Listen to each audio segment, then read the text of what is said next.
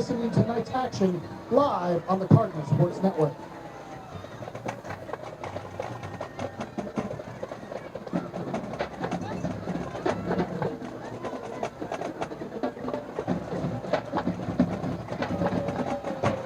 Once again, we'd like to welcome you to Del Valle ISD's Veterans Memorial Stadium for tonight's game. It's a District 26 6A opener for Del Valle against the Maroons of Austin High. We'd also like to welcome to Veterans Memorial Stadium the cheerleaders, the band members, the football players, the dance team members of our middle schools. Daly Middle School, Del Valle Middle School, and Ojeda Middle School.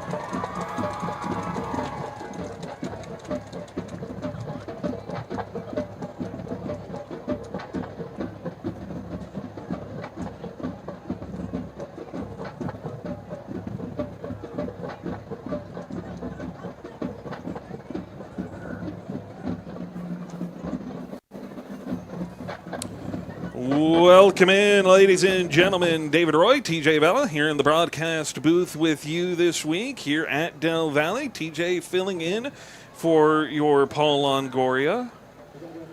Not sure for those of you at home whether you might consider that a good thing or not. We're glad to have TJ. It's bittersweet, though, because, of course, we always miss Paul up here. But so they're going to find out one way or another. Well, you know, we'll let them make that distinction later on. And, of course, the distinction might be the outcome of this game. Austin High wins. They may keep asking for you to come back after this. Who knows? I've never been one to be a good luck charm, but if there's any time to start, I'd love to start tonight to help Austin High get their first W of the season. Well, that's going to be the big story. And right now, as we get set up for it tonight, the Maroons come in. They're going to open up district play here on the road at Del Valle. Austin High and Del Valle. They're the two teams really kind of sitting at the bottom of this district right now as the Maroons and the Cardinals get squared away for this showdown. Austin High comes in tonight 0-4 on the season. They have not looked great against non-district teams, but it's the same non-district schedule they had last year. The difference being a lot of new faces, a lot of new players trying to get experience for Austin High. And as part of it, Coach Cecil said it. He wanted to keep that. He welcomed the challenge and that adversity. Put these kids through that challenge, that toughness, that grit, and kind of help them to gel a little bit faster. TJ, you've been a part of some of those different teams. You've been probably on both sides of it throughout your career of it. It's kind of the mentality of let's throw them to the wolves early, kind of hasten and speed up that chemistry building process. No, that's exactly what it is, David. It's really death by fire. You're getting those early growing pains out of the way early so that it'll pay dividends for you later. A lot of these younger guys, they have that experience now, and really when you think about a football season, you can split it up into two different parts. You have the non-district schedule, and then you have the district schedule. The non-district part of the season is over. That part of the season is done with. Now it's all about district. It starts here tonight in Del Valle, and I expect a lot of those early growing pains to turn into some deep successes starting tonight here. It's been the big topic of conversation is the growing pains, and as part of the growing pains, we talked about it. 4 new starters across the offensive line. It's going to be a pain point and a growing point that we've talked about all season. Then you also have the quarterback spot. You have Whit Davenport and Elijah Jablone, who got experience last season. They both came in at different times for John Latham. Davenport got the bulk of those reps. Jablone showed some explosive moments too. But they were never really that guy. They weren't the starters officially. That was usually Latham who heralded that and ran that offense and had it in his command. And so now it's the turnover to it being their team. The one aspect you have Childers. You're going to have to get Hoopman going here in that receiving game. You got to get Jane Vasquez going as he has worked his way back. But all in the middle of that, you have the change in coaching at the start of the season from Coach Riley to Coach Cecil. Then you have the changes on offense and new offensive scheme that all these guys are having to learn. Everybody's having to gel. Receiver, quarterback chemistry, you're having to build that up. And there's been moments on the season where it's been close. You've been right there. We've seen it. Now it's time, as Coach Cecil put it, to put it together. Waiting for it to click was the terminology that he used. And to your point, a lot of the growing pains in non-district that we talked about, we've seen. I mean, it's throughout the course of the high school sport. non-district to district can be as quick as flipping a switch, that everything can change from that non-district part of the season and the schedule to that district portion, whether it's a quarterback change, completely different change on offense. We've seen it all. We'll see what Austin High does with it tonight as they are getting set to come out of their tunnel wearing their white-out unis, all white. The icy whites, as some would refer to them. I was going to say, that's the icy white uniform. You know, sometimes that's all it takes, David, having that swagger, coming out with that confidence. And maybe these icy whites is going to be that good luck charm you were referencing at the beginning of the broadcast that Austin High is going to need to get this W. Del Valle's got their own little swagger here. They're wearing the blackout uniforms, black on black, but they've got that crisp, chromatic red helmet going, that little flash that it's got going for you here tonight. You know, they had middle school night here tonight. They had all those middle schoolers running out on the field. I thought they were going to suit them up, too. Well, and it's a big game, right? You talk about of the teams in the district schedule, and, of course, we'll get into it. We won't go too far into the standings of everything. But as you get into it here, the setup and all that goes into it, Austin High, Del Valle, and Bowie really essentially fighting for that last playoff spot in a lot of ways as the Maroons take the field here. As we said, in the icy whites. And to your point with that, David, this is going to be a big indicator of where we end up with that season. And honestly, when you think about if we don't come out on top, how does the rest of the season play out? Are the kids going to get down on themselves? Are they going to continue fighting? Right now, 0-4, it's very tough to keep that momentum going. But like we said already, this is a new season already with district play, and a big statement can be made tonight. And you obviously you've got the Lake Travis, the Dripping Springs, and the West Lakes who have for a long time sat atop the district. They've been in control. It's the rest of the district, though, that you kind of turn around and you look at among Aikens, Del Valle, Bowie, and Austin. And, of course, Aikens, maybe to the surprise of some, starting the season out 4-0 among one of the leaders in district. But, of course, we're now getting into the meat of that schedule, as we'll talk about a little bit later on. Del Valle opening up district play tonight, but so is Aikens. And Aikens playing Dripping Springs tonight. Bowie and Lake Travis squared off last night. Bowie took the loss last night against Lake Travis, as we will turn our attention now for the national anthem.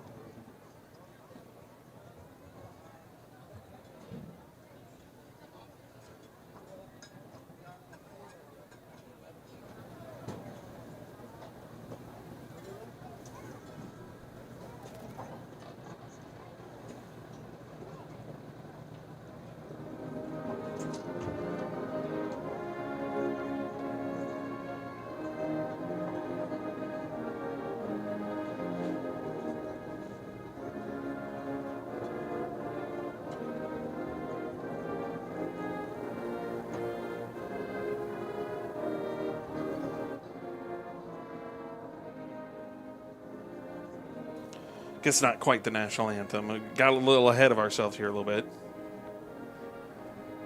But the players are taking the field. We'll have the captain, so we're getting set up for the coin toss. So we got a lot going on all at once here a little bit tonight. A little bit of a strange kind of order of events, I would say, or order of affairs here. It's the district opener for everyone, even the PA guy and the operational people. I'm like, hey, wait a minute. We're not quite there, but I'm like, we got everybody stand. Everybody's ready to go. So Del Valle wins the toss, and they have deferred to the second half. And so already the Maroons going to have the ball first. It's going to be important for them to set the tone. One thing we talked about, David, was getting a lot more better with the time of possession, making sure that we're sustaining drives, getting things going offensively for the team. And so a big opportunity here to get things going for them. Yeah, you're going to really kind of, as we talk about, get that offense up to snuff here, and we'll see what they can do on that opening drive. Big opportunity for them to try and jump out in front.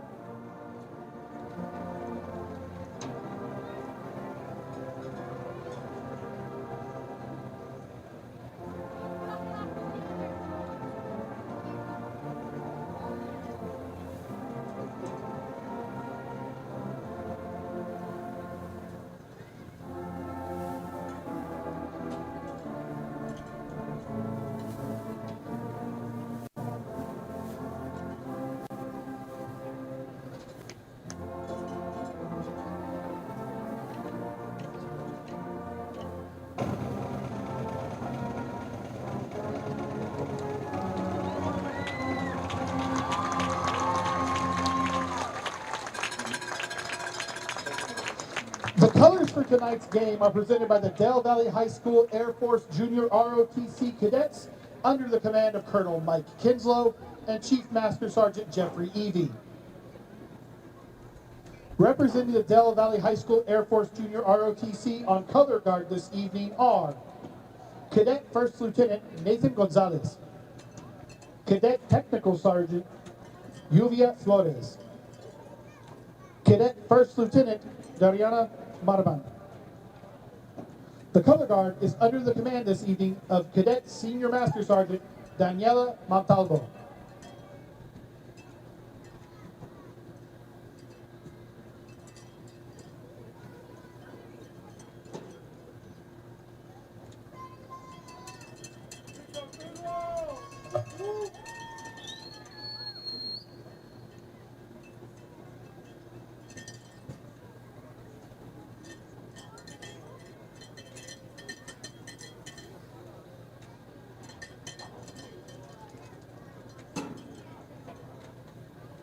Ladies and gentlemen, if you would, please continue standing and keep your hats off for the performance of our national anthem.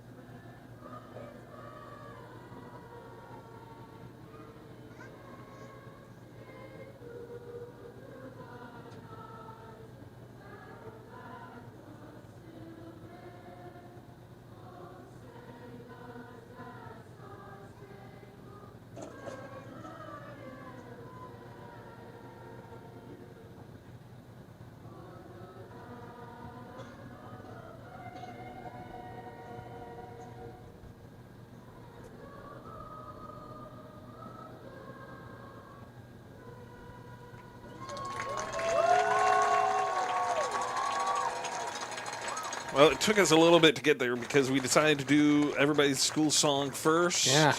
And then for those of you at home who may have had trouble hearing it, we apologize. There's only so much we can do up here. They sang it a cappella, which is impressive. They did say they were going to bring the choir out today in the Facebook post. They weren't kidding. I think that was the middle school and high school choirs combined. They brought it all out as we get set and squared away here for the Maroons and the Cardinals.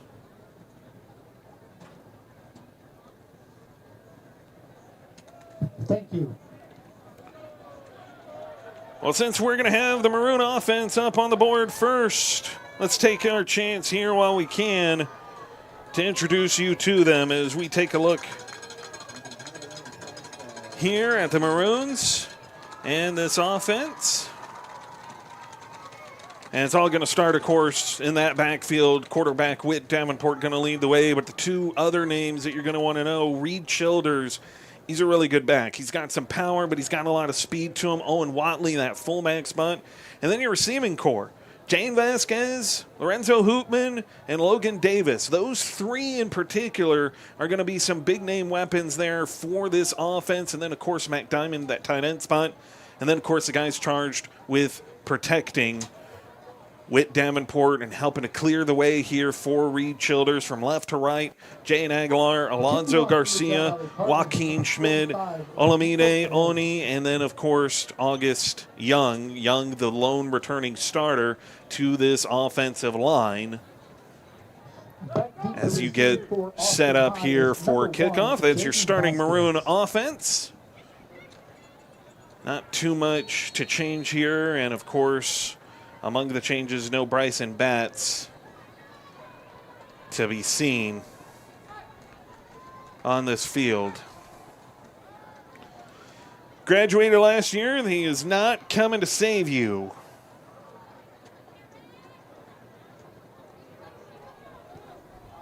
As the kick is away. And it'll go through the end zone for a touchback, and that is how we will get you started and bring you up this Austin High offense. So the Maroons are going to start out great field position here, David. And to your point, you mentioned a lot of those skill guys, whether it be the running backs like Childers in the backfield or the wide receivers like Davis and Arnold. You got to get the ball to your skill players. You got to get the ball to your playmakers if you want to come out on top in these types of contests. And right now, I know Coach Cecil wants to do exactly that. They want to dominate the time of possession and get the ball to playmakers so we can put the ball in the end zone. That's exactly right. So Maroons are going to come out 1st and 10 at their own 25-yard line. And we will get our first look at this Maroon offense. Davenport, he'll start out of the gun. Snap. They'll go right to him, and Childers surging ahead. Let's see what they'll give him. Looks like about a gain of 3 initially here. And right there, the Cardinals, 5-man front. They want to go and attack that run. Bringing him down was number 11, Julio Ramirez. Good gain, though, from Childers. Maroons going up-tempo here. They'll go with a little quarterback keeper. Davenport's got room off that left side, and it's an early first down for the Maroons. And just a great read there by Davenport. You saw it, David, a 5-man front from the Cardinals once again. This time just a read option for that Davenport to either hand off or take. He saw the defensive ends crash down. He pulls it, gets the first down for his team.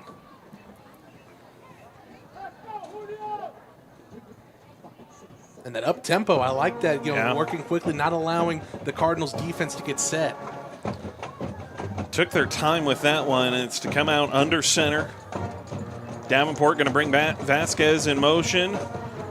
Give here, Childers barreling his way forward into the teeth of the Del Valle defense. And he'll pick up, looks like they'll give him 4 this time around. He'll bring up 2nd and 6 for the Maroon offense. And right now, the Cardinal defense, they're selling out in the run, David. They have a lot of guys on the line of scrimmage. Their linebackers are playing only 2 yards past the line of scrimmage, but they're not able to stop the run. Right there, Childers fights with the arm tackle, gets the extra yards after contact. Davenport staying in the gun.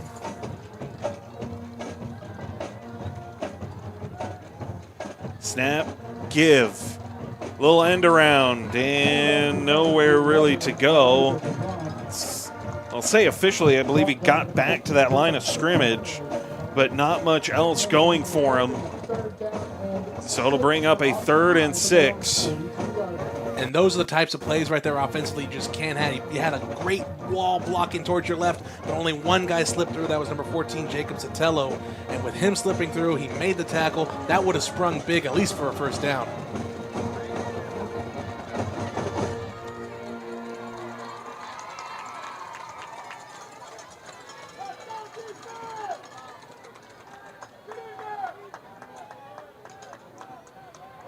And trouble with the snap. Davenport able to pull it in, but it's going to go for a big loss of yardage. And that'll bring up a 4th down and most likely the Maroon punting unit. Yeah, just not how you wanted to end that drive, obviously, if you're the Maroons. Some really good things to build on going into your next offensive drive. You're moving the ball well on the ground, but a high snap there that Davenport couldn't handle. There was pressure coming from the outside. Luckily, he falls on it, and they can at least punt it off here.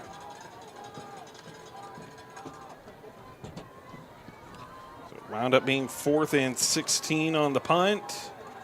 And this will bounce and be stopped. So with that, Del Valle takes over here. They'll have it 1st and 10. And with that, let's get you introduced to this Maroon defense here for Austin High. Among the front 7, Hardison Borth, Michael Friday, Holden Taylor, and Jackson Taylor going to be charged with attacking this Del Valle offense. And, of course, the linebackers behind them, John Burns, Ethan Kale, and Van Kotzer. As a give here off the left side leads to a flag. We'll get you through the rest of the offense here. Alex Alderson, Luke Rinsby, and Vince Geyer round out the rest of your offense. Vonzel Lewis, of course, the other side corner. And that will go against Del Valle. Pretty significant penalty to take there early, as that'll set them up first.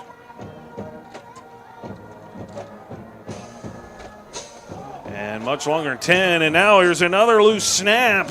They're going to fall on it back inside the 5.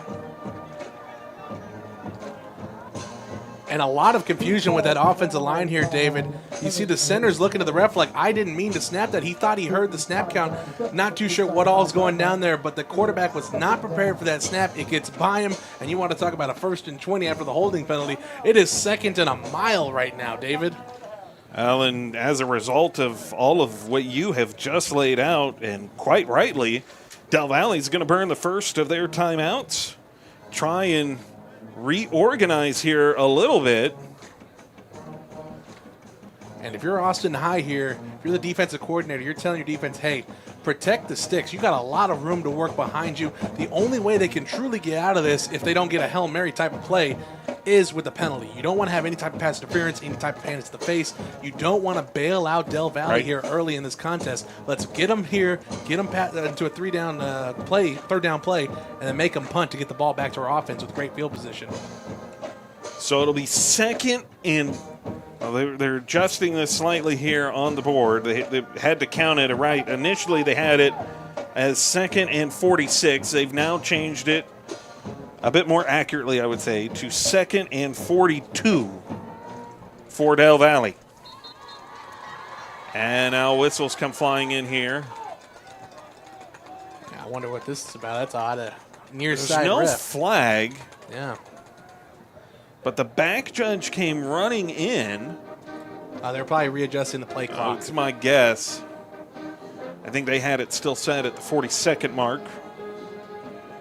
For those of you here at home, we start it when they reach that 25-second mark. And a quick little throw here to the near side, just a little screen, picks up about 5. So it makes 2nd and impossible into 3rd and not quite as impossible, but still pretty dang long. 3rd and 36 to go for Del Valle. Yeah, that play there is just to give your offense a little bit more breathing room. Your quarterback's heels are basically in the end zone. You want to give them some more room to work, drop back a little bit deeper so you can have a deep pass here to potentially get the first down.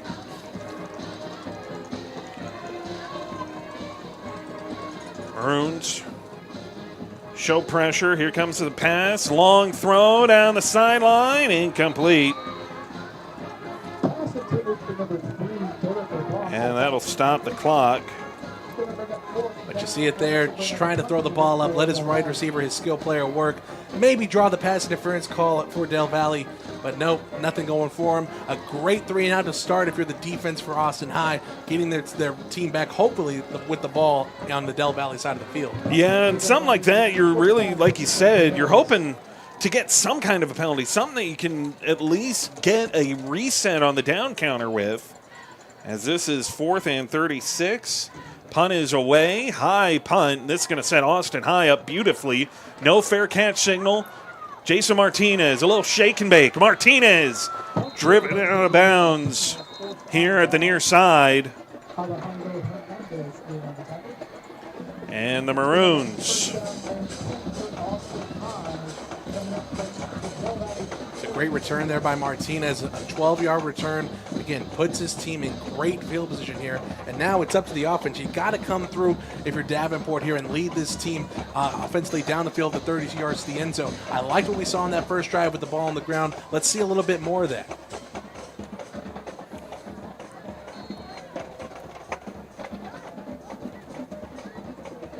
So it'll be 1st and 10. Here come this Maroon offense. Great starting field position.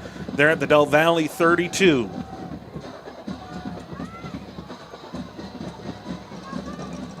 Snap. And the give. Caleb DeLeon The other back that'll get some work between him and Childers. Able to pick his way through. Brings up 2nd and 3. The Maroons staying up tempo. Jablon is out there with Davenport. They're both in the backfield. They'll go back to DeLeon, the hot hand. And DeLeon gets stopped right at that line of scrimmage, so it'll bring up 3rd and 3. Maybe lost half of a yard. And even with the result of that play, David, I like this up-tempo from Austin High. It's getting this defensive line for Del Valle gassed. Their hands are on their hips. They didn't even get a hand in the dirt on their last play. They just so happened to beat the block off the counter move and make the play in the backfield. Here now, 3rd and 3. Expect another run right up on the inside because they're really they're doing a great job. Austin High is of pushing that interior. Let's see if they go back to it. They bring out a little bit of extra muscle to the inside. A little I formation offset. DeLeon off that strong eye to the left. Caleb DeLeon driving, still fighting. And finally they'll stop play. He will pick up the first down and a little bit more. Drives his way down inside the 10. 1st and goal for the Maroons. And once again, Del Valle selling out on the run. 5 men up front, basically in a rhino front. They brought their linebackers in, both A-gap blitzes there. And what did we do? Right through the B gap goes DeLeon. No one touches him past the sticks. And a great gain there makes it 1st and goal at the 8-yard line. Maroons knocking on the door. A motion daring in to set up as offset to the right. I'll give play action. Davenport in trouble. Down goes with Davenport.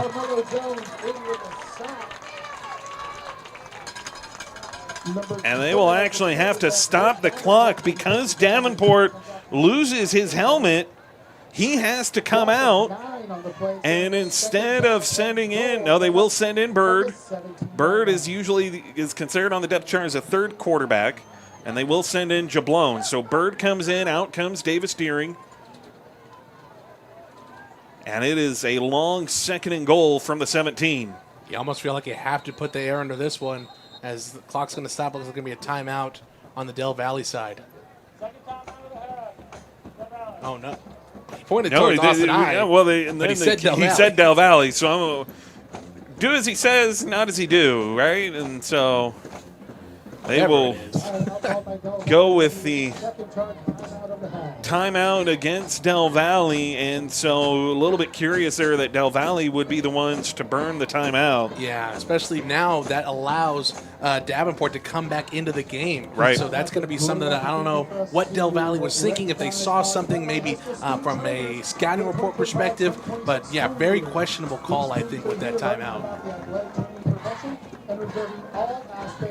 Really helping Austin High with it by doing that, like you said, because you're going to give Davenport that opportunity to come back out. And you give your offensive coordinator time to talk with your offense and make a play that can get you a big chunk of that yardage back. So, again, I don't understand what they were thinking, if they saw something from in the press box. But, yeah, just a questionable call there with that timeout, I think.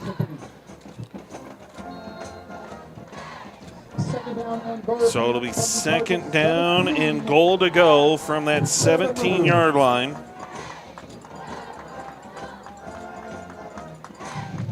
They did keep Jablon out there, though, as that quarterback, and they'll give it to him.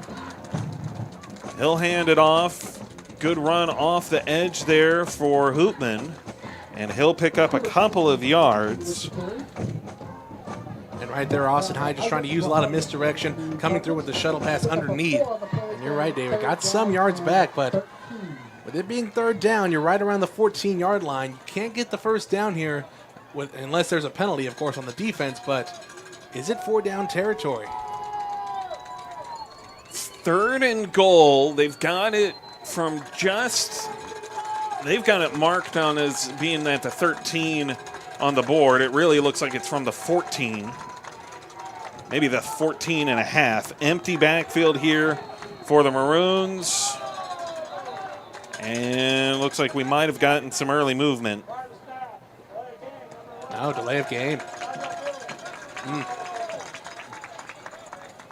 You have the negative play on the first down, on the first and goal that hurts you, and now a delay of game on 30 down. It's going to put you 5 yards back from the previous spot. Just not what you want to do offensively here in a goal line situation if you're Austin High. So Austin High gifted excellent field position. Their defense and the offensive miscues by Del Valle helped to set them up. And Austin High, with Caleb DeLeon, drove right down inside the 10. And it has been backwards since. As an empty backfield here.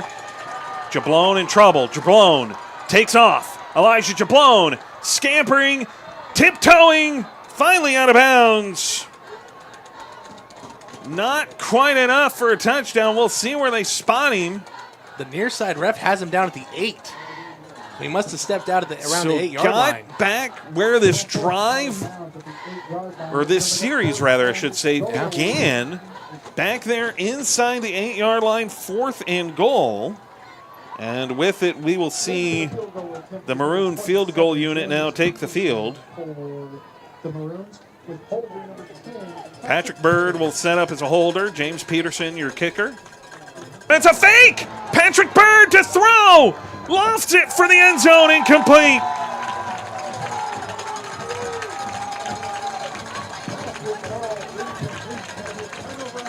Did not work in the Maroons' favor, but credit them and Coach Cecil.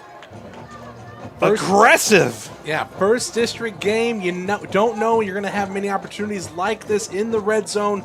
I credit Coach Cecil for doing that with the special teams, kind of just trying to take Del Valle by surprise. If it would have worked, he would have obviously been a genius on the special team side of the ball. But now, with that not converting for Austin High, Del Valle would take over on the 20-yard line.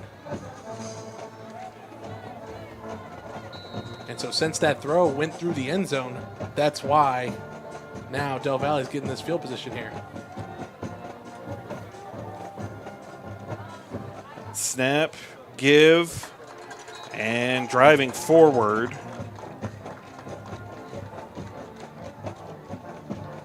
Picks up about 5 yards, 2nd and 5. And Bradley Dent with the carry there. This time Del Valle on the first down, just going with a simple run play. And now another one outside here. Flag comes in from the secondary. That run goes out of bounds. We'll sort this out. Probably going to be holding there on the backside. He'll pull it, but yeah, that allowed him to spring free that hold. So another drive for Del Valle with a hold that's going to push him back beyond the sticks. On the first drive they had, it really hurt them. They had that fumble on the next play. We'll see here on this drive how they react.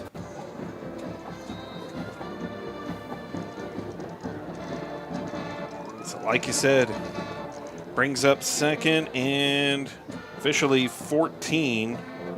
Off that, the give outside and pushing their way out of bounds.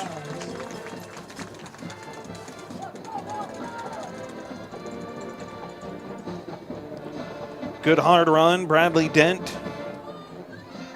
Yeah, Dent got a lot more there than I thought he was going to. I thought he was going to be corralled there in the backfield, but just kept going on the end around, following his blocks, and was able to get a lot of positive yards out of that and make this a much more manageable 3rd down play coming up.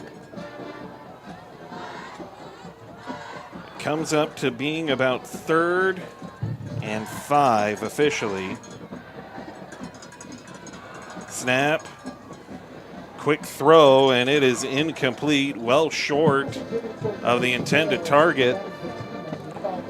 Yeah, that one just slipped out of Hill's hands there. Right around the feet of his receiver went that ball. And another great stand from this Austin High defense. Only 6 total plays right now that Del Valle has even had offensively. Yeah. So the defense is doing a really good job. Now they're looking at their offense like, hey, we see you moving the ball well. Let's put the ball in the end zone to get some points out of this next drive. Trayvon Leos Hill, the sophomore at quarterback for Del Valle. And like you said, this Maroon defense, maybe a little bit of early movement, but the punt is away, and this will be fielded back. Dropped initially here. Martinez picks it up, shakes one. Here's Jason Martinez on the return. Martinez has room. Martinez reversing field, and he's down at the 30. Jason Martinez. A 28-yard return that's going to set this Austin High offense up once again with great field position. They've had 2 drives so far, David. That means they're about to start their third. I think third time's the charm up here at Del Valle Veterans Memorial Stadium. See if they can punch it in again. I mean, they continue to have excellent field position here, thanks to their defense creating short fields. They're going old school here, bringing everything in tight. Snap. Direct snap. Elijah Jablone showing the wheels. It's a muscle. Elijah Jablone, he's not afraid of contact. Shouldering his way forward, but as you say, and a good run. This could be coming back. There's a flag back here at the 30, or excuse me, at the 28. And it's a holding call, and that'll go against the Maroons. Always hard when you go out on the edge like that. It gets a lot easier to show those holding calls. Yeah, especially if you're an offensive lineman or even the backs in the backfield. On those types of sweep action plays, you're trying to hook the defender so you can really take the outside if you're the running back. And a lot of those times with people fighting up over top of you, you're going to get a holding penalty a time or two. And right there, unfortunately for the Austin High Maroons, that's exactly what happened. We have an official's timeout on the field. Official's timeout on the field. And an official's timeout. And we do have one down. Member of this Del Valle defense, and he will walk off. It's Isaiah Haas, number 24. I think he just went down with some cramps. Now we're getting into that fall weather, Yeah, but it's still hot enough. Yeah. Gotta stay hydrated. As you take a sip. As I take a sip, exactly. Take your own advice, to huh? articulate the point and just drive it home a little bit further. Well, it is good news, though, for the Maroons. You never want an injury or anything like that, but the Maroons can certainly capitalize on it. Gives them a chance to talk about this 1st and 17 play following the holding call. And flags come flying in here on this one. False start, it looks like.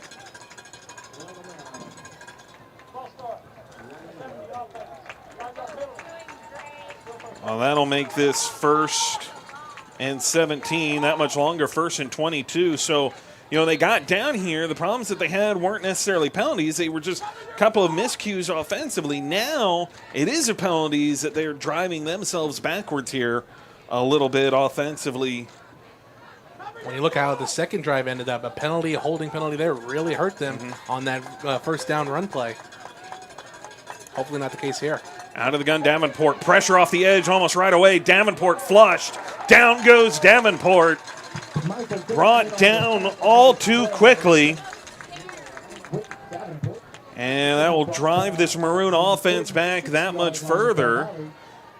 This drive started at the 30. They are backed up now to the 46-yard line. And that's the issue. When you have penalties that put you behind the sticks like we've seen so far in this drive, it's going to hurt you because especially if you're doing so well with the run, you're beating the blitz like that, the blitz is going to get home eventually, especially when it's a passing situation like we have here. We see Carmelo Jones make the sack, and now it's a 2nd and a mile again. Davenport in trouble again. It looked like they were trying to set up the screen. That pressure got home all too quickly for the Maroons, and that brings up 3rd down. And you're right, David. They were trying to set up the screenplay there. It just took too long to develop there on that top side. And kudos to the defensive line for Del Valle. They went after it once they even realized there was a screen. There's an old saying that goes, if it's easy, it's cheesy. You know you got beat by a screen at that point. But to their credit, they went after the quarterback and were able to just mess up the pass. Ramirez got that initial pressure. Davenport lofting one into coverage and had an opportunity at it, and it falls incomplete.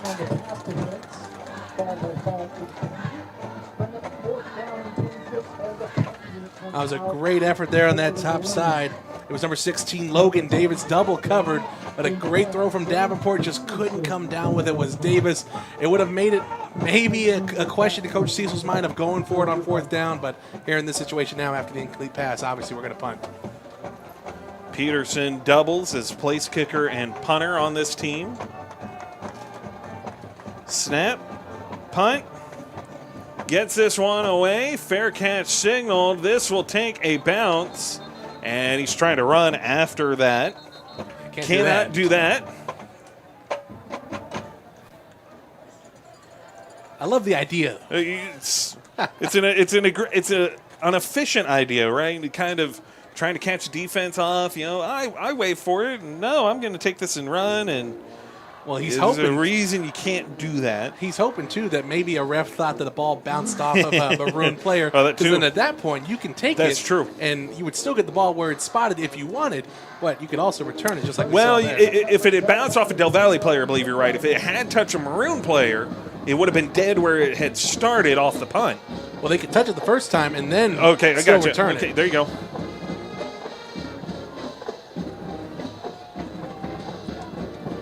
So Del Valle, quick play to the outside and then working that far side. Not much going for him. Yeah, no success yet so far with those side swing passes. That time trying to go to the other side.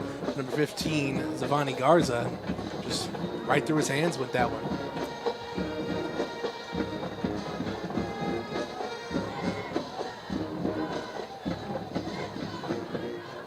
There they go again. And this one, quick gain there, pickup of about 7. You thought maybe the pressure from the Austin High defensive line was going to get there. You had big number 99 coming in on Hill, and he made the contact, made the hit on the quarterback, but Hill able to get the ball out to his wide receiver to make this a 3rd and short here.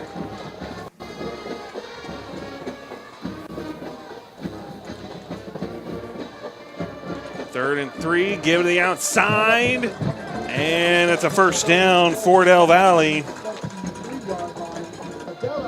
And that's why that 2nd down play is so big. Hill being able to get that pass out to his receiver, get that 7-yard gain, because that opens up your playbook so much more. We see it there, a little simple run play up the middle, just enough to get the first down if you're the Cardinals. Yep.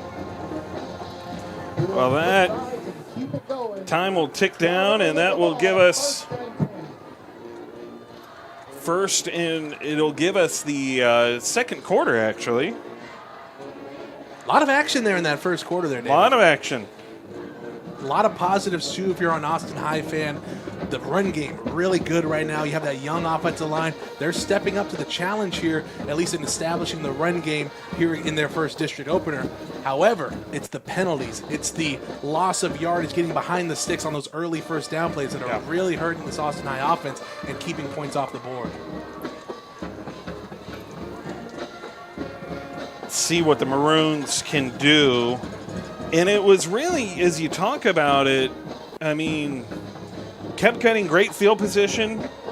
Couldn't have asked for much better. The problem that you kept running into was something went wrong on those 2 short fielded situations where you kept going backwards, having a problem, like you said. And it's the self-inflicted wounds that I think that will frustrate any player and any coaching staff. No, 100%.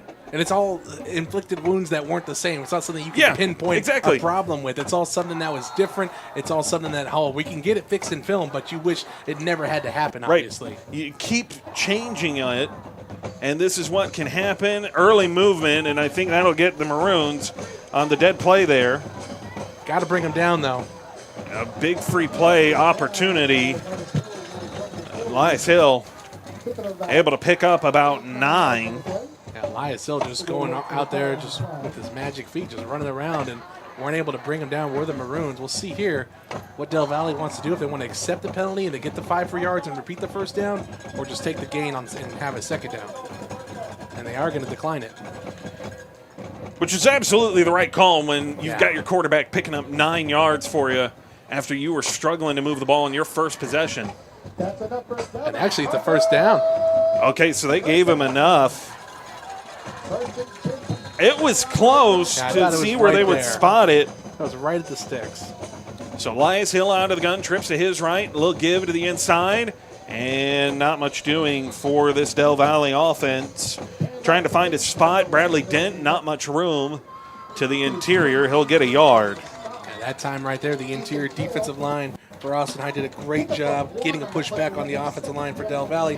That was number 97, Michael Friday, and number 99, Hardison Borworth. So great job by those two. Snap, give to Dent again. Dent off the left side. Dent slipping free. Fighting for yardage and finally brought down. It's a first down for the Cardinals. Another simple quarterback read where Elias Hill is reading the defensive end crashing down. He never did, so he hands it off. And right there, Dent, even with all that motion, finds a hole on the outside and gets a great gain. Another first down for the Cardinals. Del Valle, their first time in Maroon territory here tonight. Ball spot at the Austin High 44.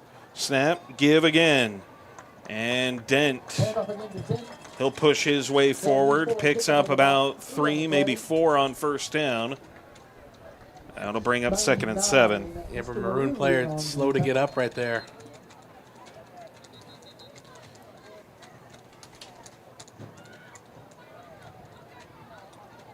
That's Van Kotzer, who will limp his way off. Not sure if he got rolled up on or something twisted, but we hope he comes back soon enough.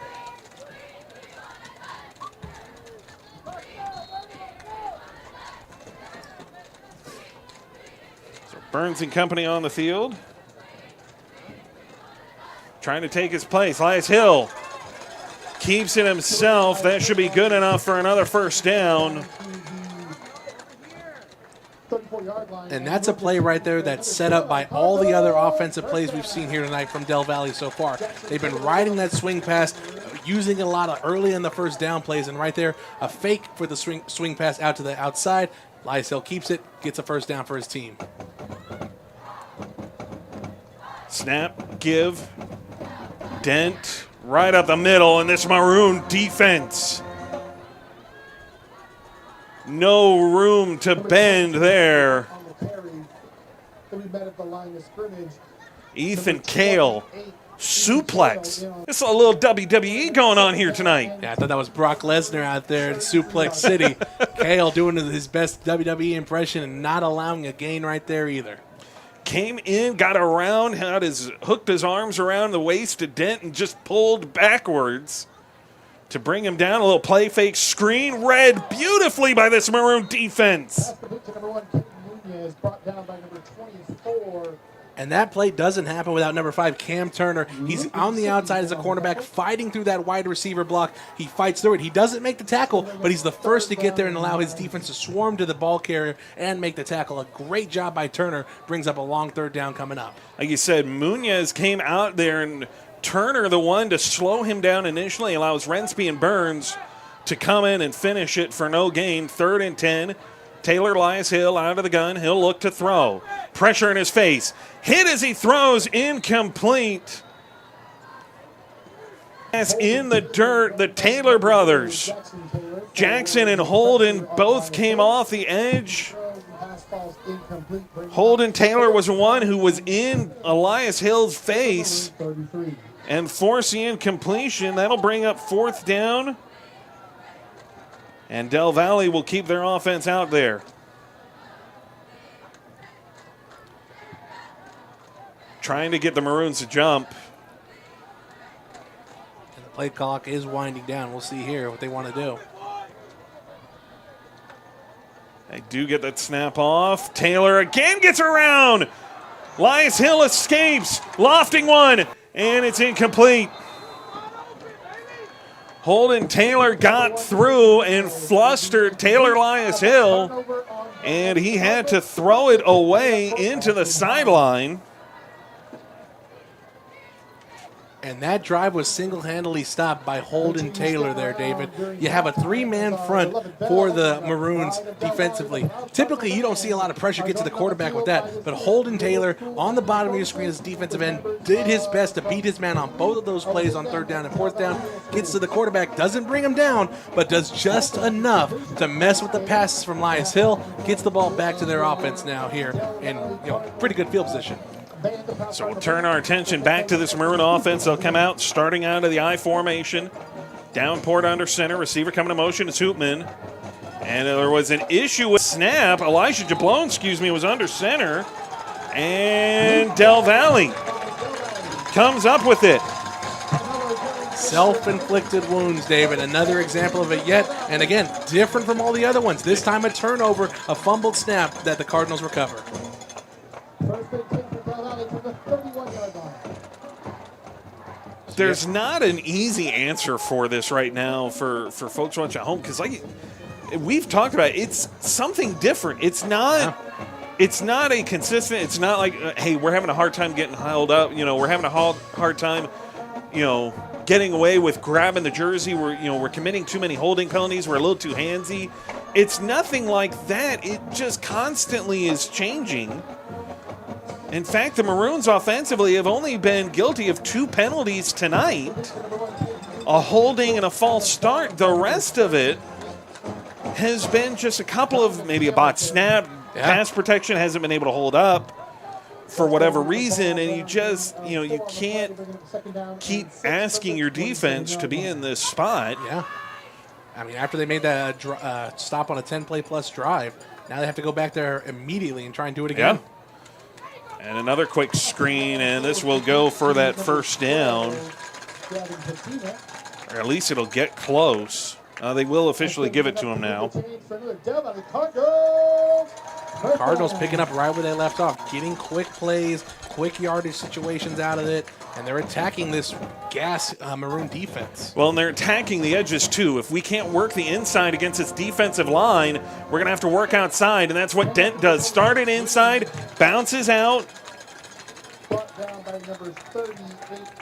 And just another great example by Dent there, letting everything develop in front of you. A great job by the Maroon defensive line of crashing everything in, not allowing any gap on the inside. But Dent bounces it out, gets a good gain, and now the playbook is wide open here on 2nd and 5. Taylor Lieshill out of the gun. They'll try and get set here. Snap. Give again to Dent. Dent off the left side. And thought they might have given him that first down. They'll say he's just shy. 3rd and a yard. Really, it's 3rd and half of a yard that they need. They may try a hot count here to try and get the defensive line to jump. They go quick. Here comes Dent. Dent off the edge. Rumbling his way in, but a flag is thrown. We'll sort this one out. Seems like for both teams, David, every time they do something well, no matter what they do, a penalty comes out, there's a negative play, there's a turnover, a botch snap, something. It's hurting both teams right now, not just Austin High. And that'll go against Del Valle. So what could have been a scoring player at the very least from where the sign judge spotted him, they say Dent was short, so they will back this up to being from 3rd and 1 to being 3rd and 8. And it makes you sick as an offensive coordinator. Your team did all this work to make it a 3rd and 1, and you get the first down, going to have it at the 2-yard line, and a holding penalty brings it back. First green. As the tailback, they'll go to Dent again, though, and Dent will force himself out of bounds. And that'll be another first down. And I know Dent's going to get all the credit with that one, being able to get all the yards on the outside. But his running back comrade, number 21st Green, did a great job blocking the outside defender, hooking him, and allowing the corner to be had. Good job by both of them. So we'll go right back to Green. Green comes up short. Bring up 2nd and goal. And Green lost his helmet too, so he'll have to come out. We'll see if that limits the playbook and the play calling here in the goal line situation. But so far, I mean, right now, this is the biggest point of the game for this defensive line and this defense for Austin High. They have to bend and not break here. 2nd and goal from the 3. Lieshill with Dent to his left out of the gun. Snap. Give. Dent in trouble. Second effort, though. Didn't get there. They've got him a yard shy. I thought Dent was dead in the water, going to have a loss in the play. There was a lot of white coming through that offensive line, but Dent, the second effort, got him there, and he was super close there, David. don't know how you're going to put him down there at the yard He line. reached for that, and they've got him just outside at the line. You got to go back to him, right? Let's see if they do. That's exactly it, and Dent punches it in. And that ground game, it'll wear and tear your defense apart. We talked about it.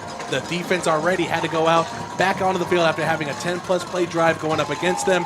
And if you keep pounding them with the run game, sooner or later you're going to break one. And right there, just a simple 30-yard drive down the field did enough to break the spirits of Austin High so far and get the first touchdown on the board for Del Valle.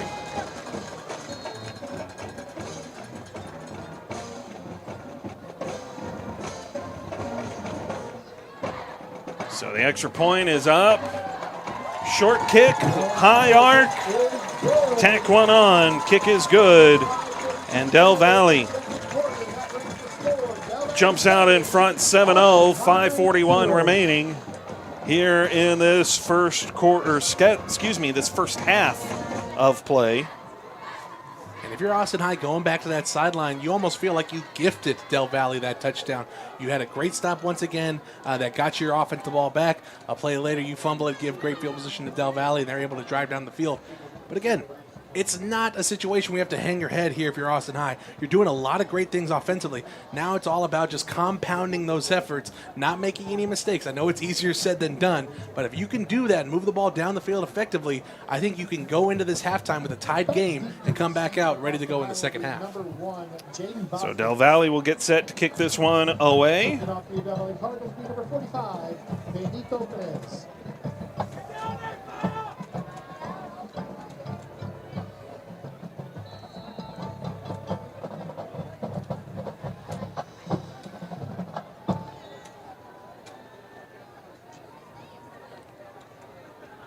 Line up, here we go. Kick is away. And it's a big return. Fighting for yardage. The Maroons get it out to midfield. Patrick Bird, the senior, fielding that one right around the 22-yard line and going right through the caps of this kickoff team for Del Valle, getting it right at midfield, right at the 50-yard line. You talk about everything really working for you to set you up. Now it's all about just finishing if you're this Austin High offense.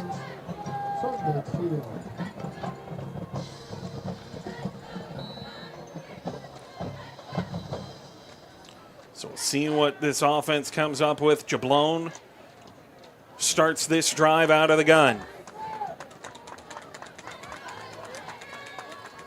High snap, Jablon keeps it. And Elijah Jablon drives forward, maybe gets a yard.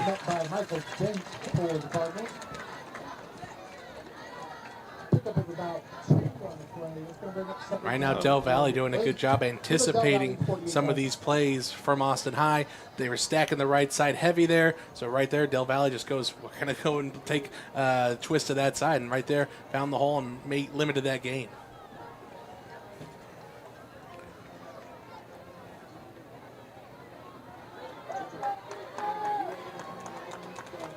Come out in the eye. Jablon. Give again. Here's Childers. Childers trying to get the edge. Reed Childers driven out of bounds, and he's going to warrant the face mask here as part of this. They got a hand up around his face. You saw it at the last moment. That head came down. Flag right at the 40. That flag came in through way back there. And this would be good enough for a first down, or at least close to it where it's initially spotted.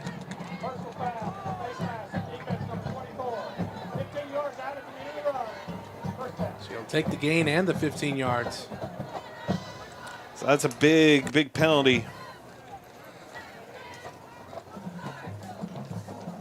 Not the first time we've seen this Austin High offense on this side of the field, huh? Isaiah Hawes was a guilty party that pushes the Maroons onto this part of the field. In scoring range, looking to even it up. 1st and 10. Snap, Jablone, give, Childers. Childers picks his way forward. He'll pick up about a yard, maybe 2. And that'll bring up second down. And Childers doing a really good job now of just getting yards wherever he can, whether it be on the outside, up the middle. He just keeps his legs churning and really carries these Cardinal defenders with him. It's going to be a pickup of 1 on the play, but then second down and 9. So give him a yard officially. They'll go right back to him. Nope, play fake. Jablone in trouble. Jablone reversing field. Stiff arm, and he lost the ball. Ball is loose, and Del Valle's got it.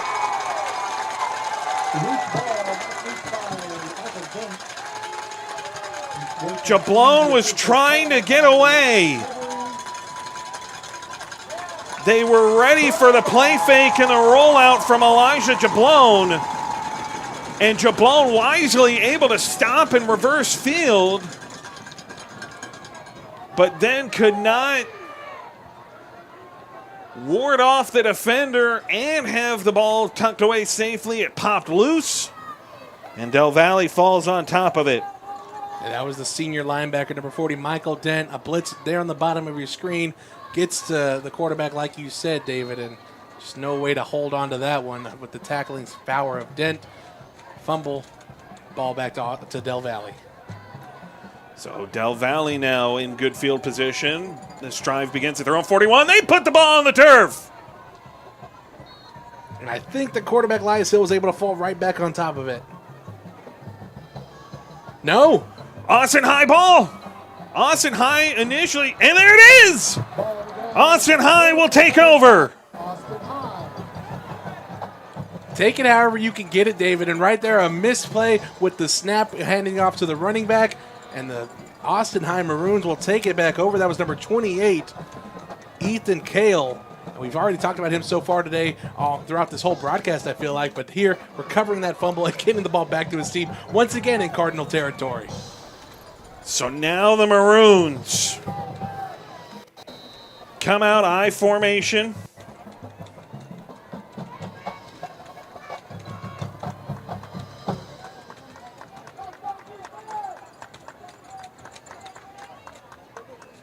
And give to the middle. Give it to the fullback. Owen Watley pushing forward, and he'll pick up a nice chunk of change. And that's someone I think that the Maroons can really start relying on, that fullback position. Owen Watley, a great gain there. If you have him just start off those drives, those first down plays with 6 yards just like that every time, that's going to bode well for your offense.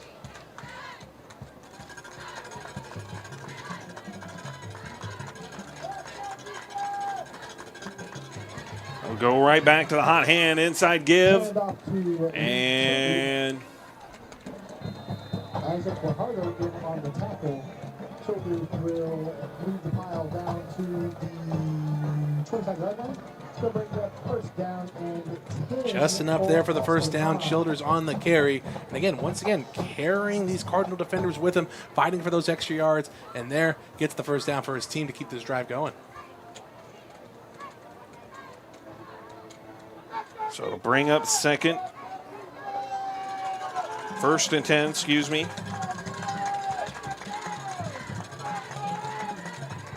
A little bit of a flea flicker, but Jablone, it was a high toss, and Jablone goes down. And the Cardinals may not be getting out of this one. I think a face mask there was on Jablone. We'll see here if the Cardinals shoot themselves in the foot and give a fresh set of downs to the Maroons. All those bodies out there near Jablone, David. I mean, it gets very tough to know where you're sometimes putting your hands, and occasionally when the quarterback's dipping down like that, you can find yourself grabbing at the face mask. And I think, at least from this perspective, hopefully it is the case. So they will march this off. Would be the second face mask penalty tonight.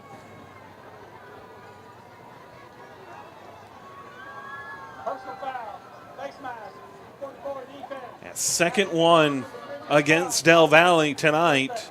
And this sets up the Maroons with first and 10 inside their own 15. Or excuse me, inside the Del Valle 15. Jablone under center, strong eye to the left. Give, Childers, pushing. He'll get maybe a yard or two. And with the clock running down here closer to the 2-minute timeout, David, I think a big thing for this Maroon offense is going to be time of possession here, winding that clock down. Obviously, you want to put the ball in the end zone. You want to get a touchdown on the board, but you don't want to give Del Valle the ball back with enough time to go answer your touchdown really quickly and then get the second half kickoff. This game shaping up to be what you'd expect to open up district. Two teams with a lot to fight for. As, like you said, we hit the 2-minute warning.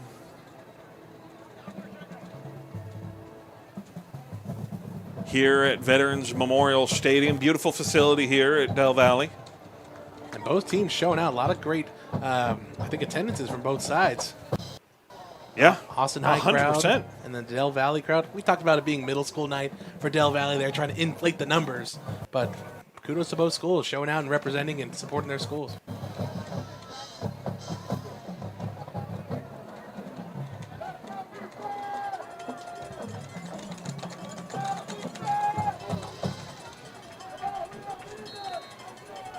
So here we go.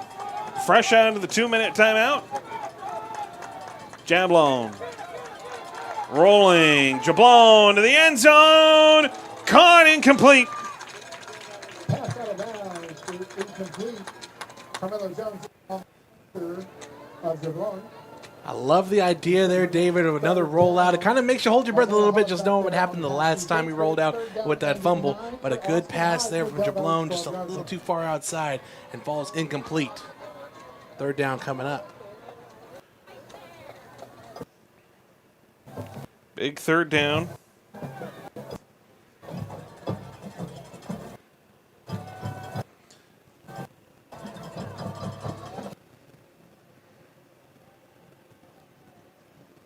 Lost our crown mic, unfortunately. As a high snap here. Luckily, they're going to call a whistle before the ball is snapped. So you hate penalties, but you'll take it there if the snap went over the quarterback's helps you, head. right? Yeah. Obviously pushes you back beyond the sticks another 5 yards, about 3rd and 13. But there is a silver lining there. You didn't have the snap go over the head of the quarterback. You almost have to have put a passing play here on the board, right, David? I would think so. You would maybe try and run it only to keep the clock going, but I think you want to try and get a first down here to put the ball in the end zone and get a fresh set of downs. 3rd and 14. Jablon to the end zone. Caught. Touchdown. Pass the beat to number 1. Jaden Vasquez finds the end zone. And the Maroons answer. I was wondering when the blitz was going to really start hurting the Del Valle Cardinals, especially when it came to the passing game. Right there, they brought the house once more. It's man coverage on the backside. Vasquez beats his man with a simple slant route on the middle. And all he had to do was catch that one and walk it into the end zone. Touchdown Maroons, looking to tie it here now with 1:45 left in the first half.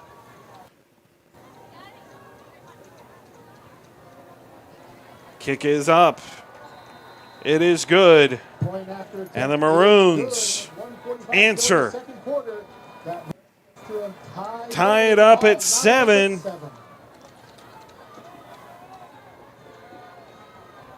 So a great job by the Maroons finally getting the ball into the end zone there. But with 1:45 left here, you leave yourself thinking, is that too much time on the clock for Del Valle to maybe go down the field, put points on the board themselves? They only have one timeout left, so they had to burn those 2 early ones in the first quarter by some questionable calls.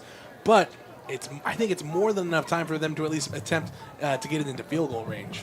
Yeah, I think that's a big thing, too. You talked about it. The one timeout is going to be what could very well make or break this for Del Valle on this possession. And honestly, we really haven't seen them air the ball out too much either, David. When you think about it, they've really only had success with the swing passes. That last touchdown pass to Vasquez was really the only time we've seen a ball be thrown and completed over the middle of the field. So we'll see here what Del Valle wants to do offensively. You obviously, too, don't want to give the ball back to Austin High with some momentum here. So if you're starting to air the ball out and you don't have those completions, that's going to stop the clock, too. Right. Which I would love, personally. If they did that, I would love that. It'd be good. It'd be helpful. Don't get me wrong. I'll take that any day of the week. Well, and this is shaping up to be a fantastic game. I mean, as you put it together, aside from, some of the maybe the miscues or the blunders, is here it's a big return and swung down, hard hit, but stopped just short of the 40. And that's where Del Valle will begin their drive. I definitely think now with the great field position here, it's going to be right around their own 37-yard line. They're going to be aggressive here, at least to start. We'll see what they drum up.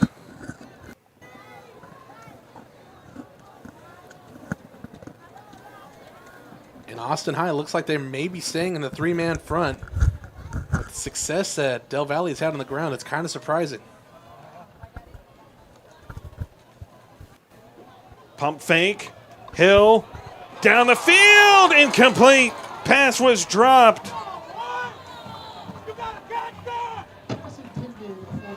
Guess he had Fans to not catch too that happy. That's what we call a fish hooker out there back in the day, David. Now they call it a stop and go, and quite frankly, that was right in his hands, right in his wheelhouse. You do expect a receiver to come down with that, but luckily for Austin High, not the case. Clock stops with 1:30. Second down coming up.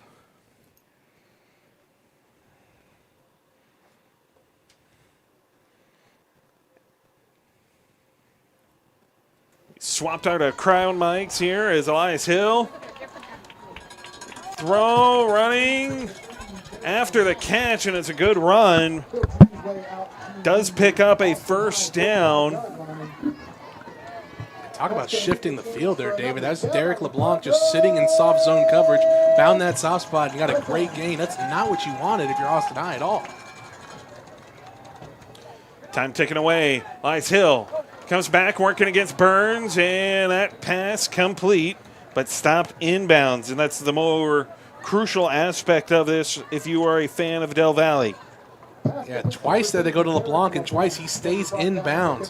Some questionable decision-making there on the outside. He does get the yards, but, I mean, this clock's still ticking. 2nd and 8. Time ticking down, well under a minute here. Taylor Elias Hill going to roll to his right. Elias Hill going to just tuck it and go. Hard collision. Just short of the 40 and a timeout taken here by Del Valle. And I'm honestly questioning that timeout too, David. With 41 seconds left, your quarterback just took a big hit there. You really have to play the game now of getting out of bounds, but they've struggled so far with that. I guess now what they're trying to do maybe is put it into field goal range, but just given how well at least this Austin High defense has played so far in this first half, it's going to be very difficult to do so, I think. And Elias Hill took a big hit there too. It was a massive hit. Surprised he didn't go down, at least try and dump it off somewhere. And with this timeout too, you allow Austin High's defense to get a quick rest, quick water break, so they're going to pin their ears back and expect them to be going after Elias Hill once more.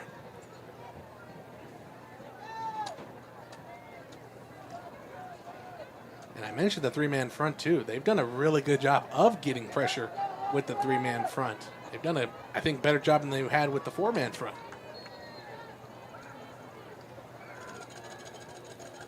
Let's see what they drum up here on 3rd down. Elias Hill dropping back.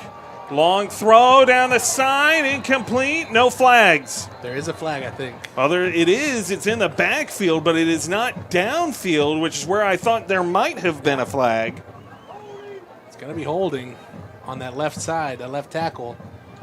Taylor Elias Hill cannot believe it. I'll tell you a Taylor that can believe it, Holden Taylor. The Taylor that was, well, Holden Taylor now in 2 different facets, right?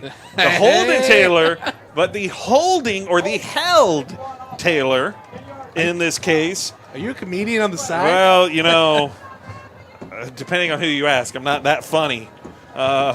I'm a little shocked they accepted that, David. I'm a little shocked because it would have been 4th down. Likely would have seen a punt there. Well, I see. Now they do correct it. So Coach Cecil did not want it. Okay. I was going to say, I get the field position aspect of it, but I don't like giving another chance to Del Valle to maybe convert a 1st down. They came out to the numbers. Well, now it looks like, so there we go. They finally changed it. It is 4th down. And Del Valle will go for it. Taylor Elias Hill off the snap. He'll look to throw. Lofting this one out of bounds, incomplete, and that'll be maroon ball as a turnover on downs. And with that incomplete pass and the turnover on downs, 30 seconds left. Austin High has all their timeouts. I think there's a big opportunity here to at least put the ball in the air, get some big chunk yardage, and then put it into field goal range to steal 3 points before we head into the half. 30 ticks of the clock remaining here in this first half of play. Maroons will take over at their own 42. As you said, all 3 timeouts for Elijah Jablone and company to work with. And it is Jablone who will come out and lead the charge here for this Maroon offense. He'll start under center, strong eye to the right. Watley the fullback, Childers a deep back. Snap, they'll go to Childers. Childers spins one, slips off another, and all of that just to get him back to the line of scrimmage. That'll bring up 2nd down. And I think with that, Coach Cecil's just saying, hey, our defense is doing a great job. We don't want anything to happen here funky, maybe a fumbled snap or a penalty that's going to hurt us. We're just going to let this roll out, head into the half with a tied game. Lone receiver that was out there was Hoopman. And as you said, Maroons are content. They'll let this tick down. We will go to the half. Tie game.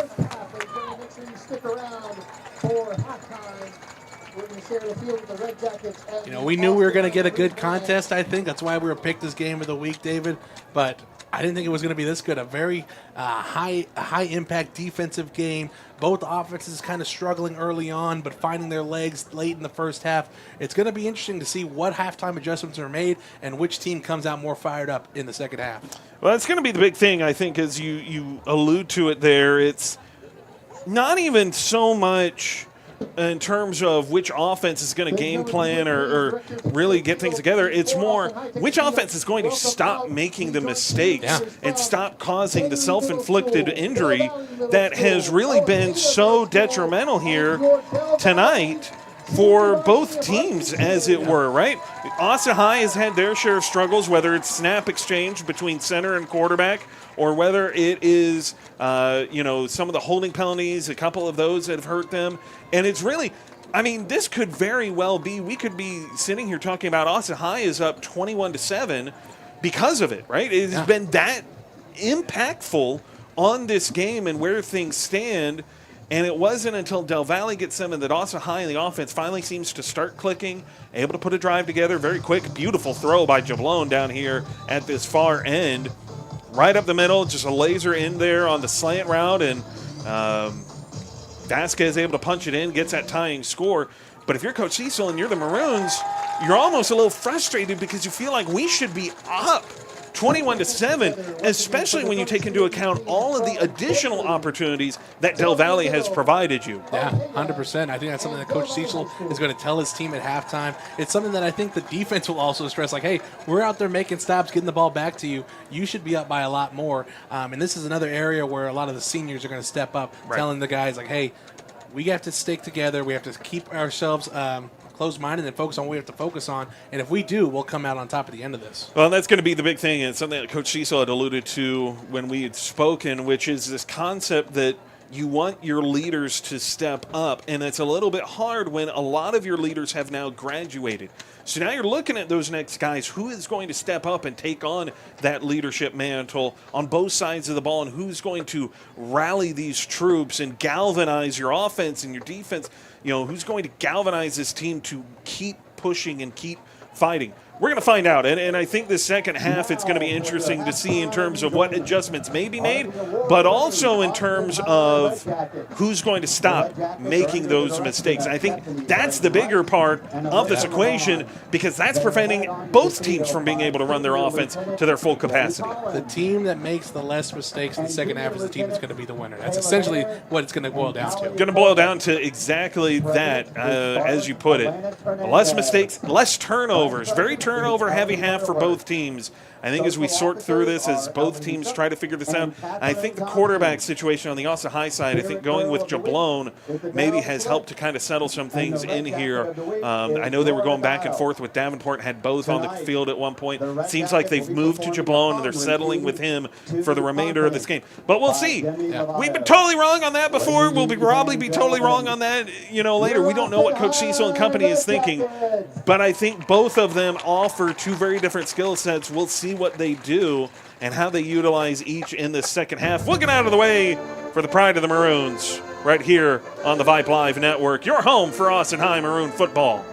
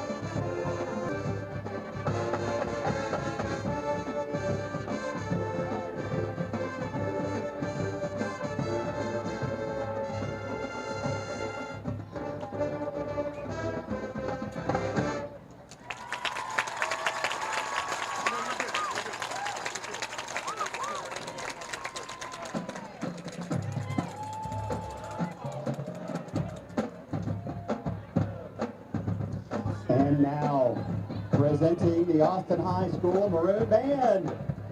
The Austin High Band is under the direction of Richard Padnock, Taya Kilbane, and Abby West.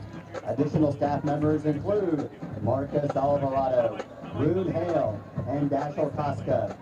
Color guard instructors are Lauren Roberts and Riley Taylor.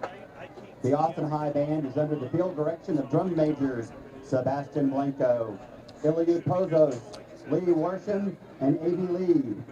Our section of the week, the Crazy Piccolo section. Our marcher of the week is Alden Bruner from the color guard section. Tonight, we will perform the first three movements of our UIL show entitled Under Pressure, featuring music by Queen, David Bowie, Carl Jenkins, the Rolling Stones, Shirley Bassey, and Rihanna.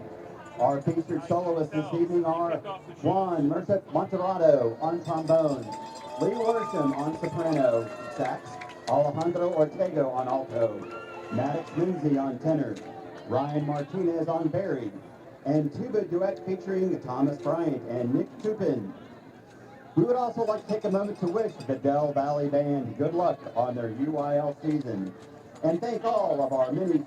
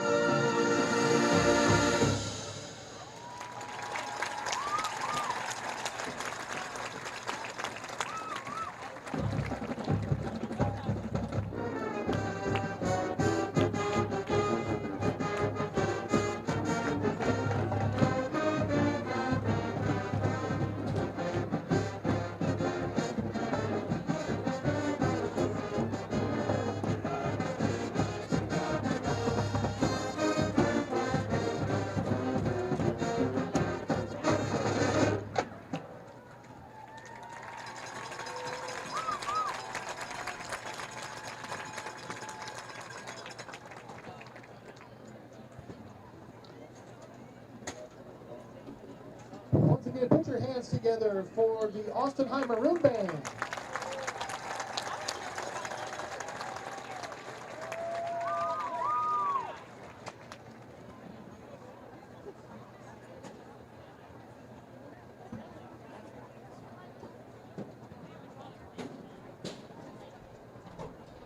We've been getting our band is super good. I think he's good. I get the vibe that the man has promoted his entire life.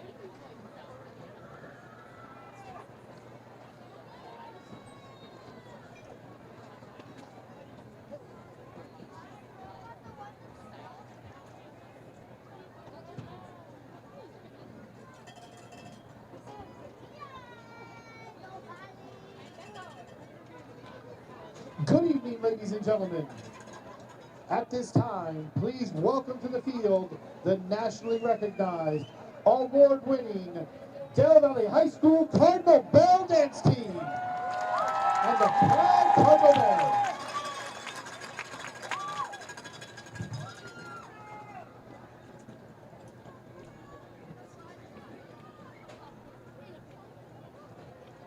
The Cardinal Bells will be joined on the field tonight by the Little Bells and dance members from Ojeda, Daly, and Del Valle Middle Schools, along with the Carnettes.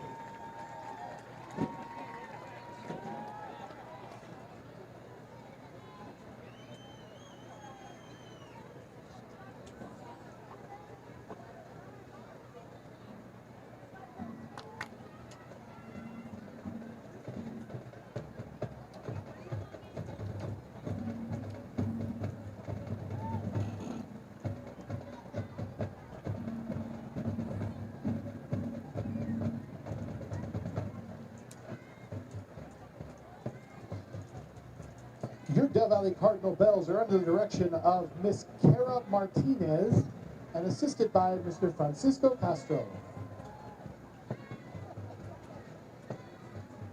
At the beginning of the okay, at the beginning of this.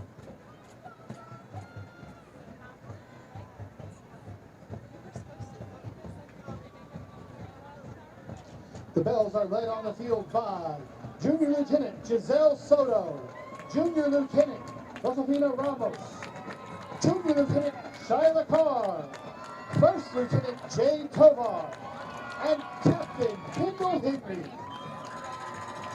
Line Sergeants are Clarissa Morales, Fiorella Salazar, Galila Ivy, Serena Vasquez, and Sofia Quesada. This year's social officers are President Kimmy Morris and social officers Alia Pena and Abigail Ferguson. Spirit Bell of the Week is Kendall Henry. Bell of the Week is Fernanda Gonzalez. And Director's Choice is Camila Cornejo.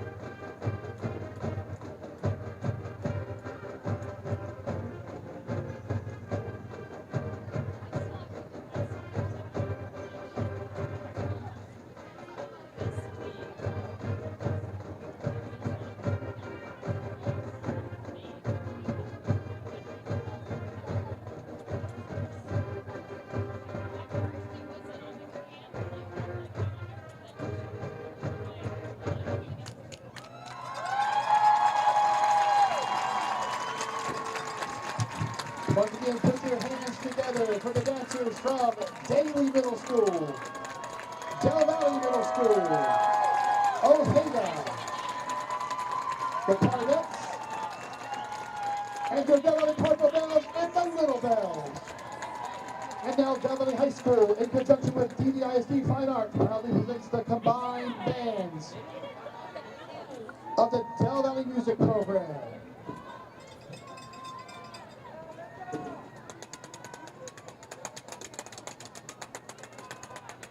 For their join, please join us in thanking the middle school directors and instructors that train these students every day.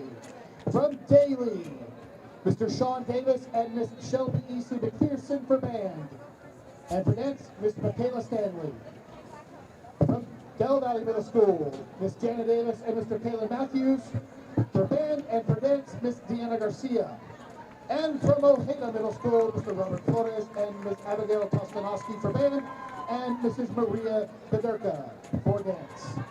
Ladies and gentlemen, under the field direction of head drum major Edgar Landeros, assisted by drum majors Gilbert de Loria, Omar Gutierrez, and Edan Jaramillo. Here is Panic at the Disco's 2018 hit, High Hopes.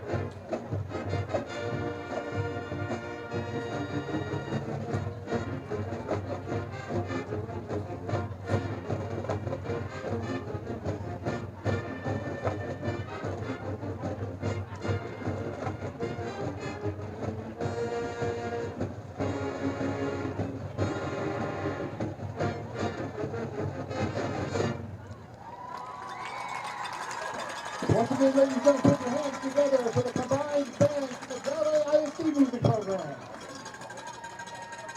Stick around after the game tonight to see a special post-game performance of the Proud Cardinal Band's fall UIL production, Orbital. Congratulations to the band on their strong opening to this year's competitive season, as last weekend they competed at the Seguin Marching Festival. The Proud Cardinal Band placed 6th overall and 5th in Class 6A, advancing to the finals portion of the competition that evening, moving up 2 positions from prelims. The Proud Cardinal Band will be competing tomorrow in Austin at the annual Cap City Marching Festival, held at Tony Berger Center. The band performed in prelims at noon sharp, which with hopes to advance to finals, which will begin around 7. The Proud Cardinal Band looks forward to seeing everyone come out and support them and pack the stands with a sea of Cardinal red. The Proud Cardinal Band also would like to wish the Austin High Maroons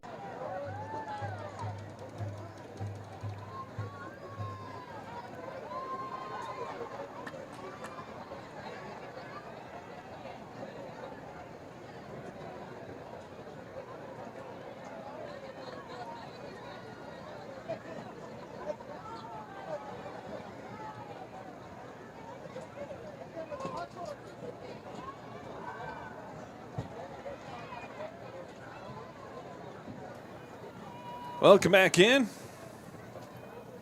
David Roy, TJ Vela here in the broadcast booth here at Del Valle.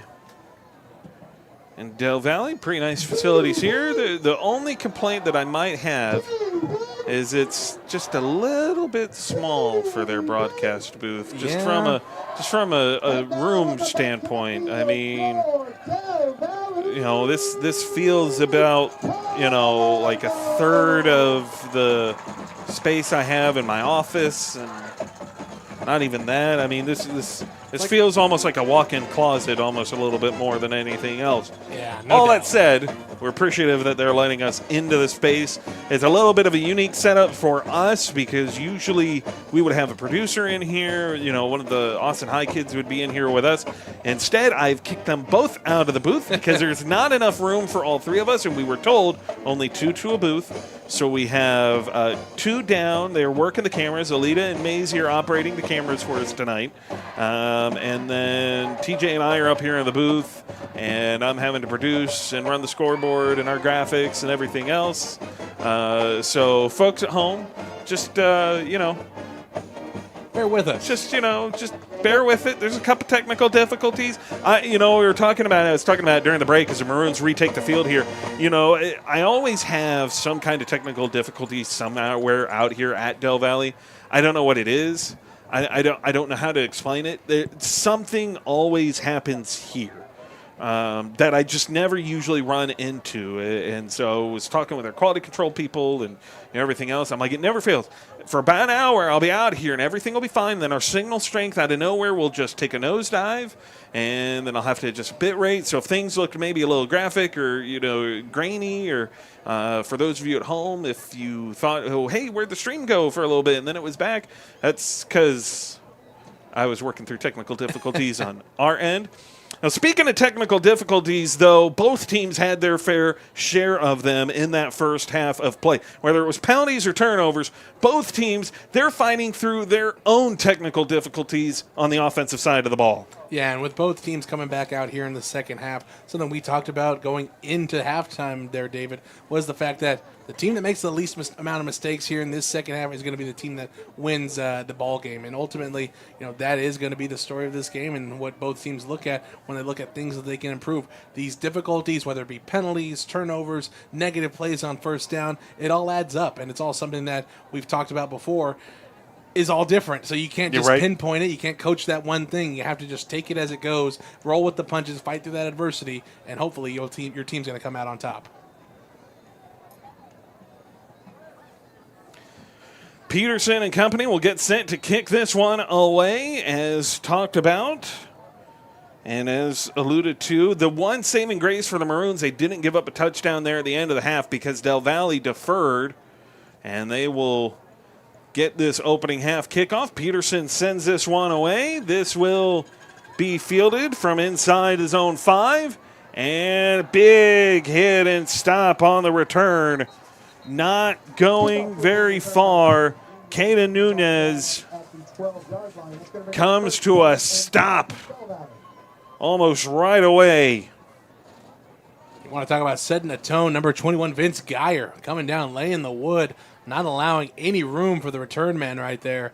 It's going to be pretty bad starting field position here if you're the Cardinals. They're going to start at their own 12, 1st and 10 for the Cardinals. They really utilize those swing passes and inside run in that first half. We'll see here in the second half how they want to attack this Maroon defense. So they'll start out of the gun, and flags will come in very quickly. We won't even get much to start off with, as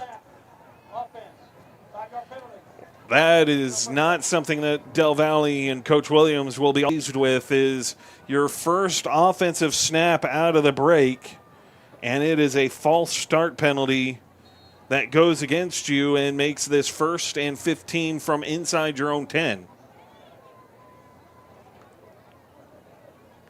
Snap, give, dent. A little shake and bake, doesn't get much. He'll pick up a yard or 2 as they'll get this out to the 9, and they'll bring up 2nd and 13. And that was number 24, Luke Rensby, doing a great job of getting Dent to go back inside. That's going to be something that Austin High really needs to prioritize here defensively, not allowing those outside runs to get the corner and get extra yardage. You got to make sure that everything flows back inside to your defense. Lysell, 2 backs in the backfield. Play fake. Quick throw. No, the ball is out. Maroons fall on top of it. Taylor Elias Hill dropped it in the end zone, and the Maroons come up with it. Touchdown, Austin High. The defense has been playing well all day, David, making stops left and right. We've been waiting for it, a sack and a turnover, and we get both on one play. What a job right there by the defensive lineman, getting to Elias Hill into the end zone, knocking the ball out. An even better job by his teammate landing on top of it, getting the touchdown. What a way to start the second half here for Austin High. This Maroon defense, the front seven, Hardison Borth, the Taylor brothers, Jackson and Holden Taylor, and Michael Friday. Friday the one to come chasing in and get in there. Helped out on the recovery with Borth. And one of the two Taylor brothers, they chose to wear 0 and 8, and I think they did it out of spite for me, to confuse me. I'm kidding, of course. But, you know, when you look out on the field, 0 and 8 look so similar that it's hard to tell the two apart. And because they're brothers, it's easy to get them flipped as it is. But in either case, the Maroons answer the bell defensively in a defensive score. I'll make any coach happy, especially Coach Cecil, defensive-minded as he is. He'll take a defensive score anytime. I mean, just going back to what you just said 46 seconds ago in terms of the game clock, David, technical difficulties really hurting your team just by making mistakes. The special teams unit here for Austin High pins Del Valle back deep. They have the false start penalty that pushes them back 5 yards, and then a great defensive stop on that next play, and then the fumble in the end zone, the recovery by Austin High. Finally, things going in the way of Austin High when it comes to some of these negative things going in the ball bouncing their way. Or in the case of what happened in the end zone, not bouncing at all and just staying right there in the end zone for the Maroons to fall on top of it. Kick is away. We'll do this again as we just did, and this one will be taken into the back of the end zone. They'll fair catch that one. And that'll bring up 1st and 10 here for Del Valle. We'll get this started at their own 25. So now Del Valle, they're actually helped out now by this because of the fair catch signal by Nunez there, who learned his lesson, I would say, from that first one. Certainly, special teams coach is going to grab you by the side and say, look, don't do that again. No. Okay, if it's back that far, just wave it off. And that's exactly what they do. And they'll start this possession at their own 25. They ask for it to be spotted at that left hash on the far side. Top of your screen, those of you at home. And Elias Hill with two backs in the backfield to give. Dent weaving his way through traffic. And he'll pick up about 4 to get this drive started for Del Valle. And again, another example there of flushing everything back inside, letting your interior defense make the play. I'm interested to see what Del Valle does here. It's the first time they've been down all day today so far, so how does that change their offensive philosophy? Actually make it 2nd and 5. Green and Dent in the backfield. And they'll go to Dent again. Taylor rides him down. Drags him down for a loss of 1, and that'll bring up 3rd and 6. And something Austin High is doing well so far on both of these drives so far in the second half. They're staying in their gap. They're staying with their assignment. They're not running upfield too much when it comes to these outside runs. And they're doing a great job of, again, flushing everything back in. Two backs back there. Give again. Dent bottled up. Nowhere to go. And he will be stopped at the line of scrimmage. Brings up 4th down. No variety right there when it comes to that drive offensively for Del Valle. Just 3 simple runs to the left side. Austin High sniffs it out, forces the punt coming up. And you talk about Coach Cecil and being a defensive-minded guy. This is the stuff that gets him fired up. A defensive touchdown to start, and now a 3-and-out on the second drive. Martinez back deep to receive. As Del Valle set to punt, low snap, able to field it cleanly, and the kick is away. And Martinez has room to return, and though I believe he waved that off initially. Yeah, he basically went to he was waving around his hips, and nowadays, after the recent rule change, any type of waving of the arms, that's going to be considered for a fair catch. I think Martinez might try and come back and say, that's just, that's my bodily motion trying to get myself ready for it. Because it's so easy, as athletes, you can just kind of get into that flow or that rhythm of it. You mimic it from what you see on TV when you're watching the NFL and you're watching college ball, and you see so much of that, and it's easy to just kind of fall into that routine. As Vasquez in motion, there was a flinch up front. And I believe that's going to be an early movement here on the Maroons. I think the flinch draw the defense off sides there, and that's exactly how they'll rule it. So Austin High starts their first drive offensively the same way Del Valle did. With a false start. Yeah, so hopefully these next few plays aren't the same as Del Valle, and we're able to move the ball down the field, but that's a very interesting start here from both offenses. We're talking about technical difficulties still in progress for both offenses. As Jablon and company will now come out into the shotgun here. Snap. And Jablon going to keep it. Quarterback keeper. Elijah Jablon with a head of steam. Jablon down the sideline. Inside the 30 of Del Valle before he's flushed out of bounds. What a play call there, and what a pull by Jablon. It looks like there may be a flag on the field, and there is, right on the Del Valle side around the 47-yard line. If it's holding, it'll be a spot foul, so it'll be from there, and it is. Be from the 46, so it's still good enough for a first down in either case, but it takes off a massive run from Elijah Jablon, who had all kinds of room off that left side. Yeah, they would have had the ball right around the Cardinal 23. But again, to your point from earlier, David, it's those self-inflicted wounds, those technical difficulties. That's a play right there that if you're a Austin High player, you have to have offensively. So because it gets enforced from the spot of the foul, it's 1st and 8. Jablon, keeper, little bubble screen here, outside to the right, and a stiff arm carrying Logan Davis out of bounds, and another flag comes in. And that'll be interesting to see, because if that's on Austin High, whether it be with a hands to the face, that's going to push him back again once more. But I'm thinking it could be unnecessary roughness hit out of bounds on the Cardinals. We'll see. I know Davis put his hand up to try and ward them off, and not sure if his hand placement got too high. Yeah. That'll be a face mask call against Davis and company.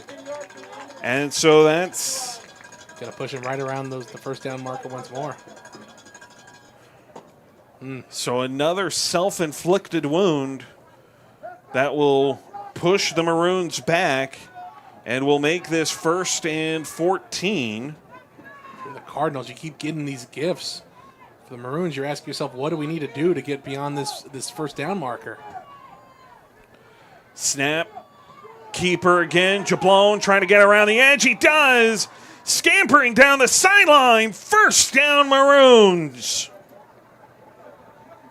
Number 11, Elijah Jablon on the carry.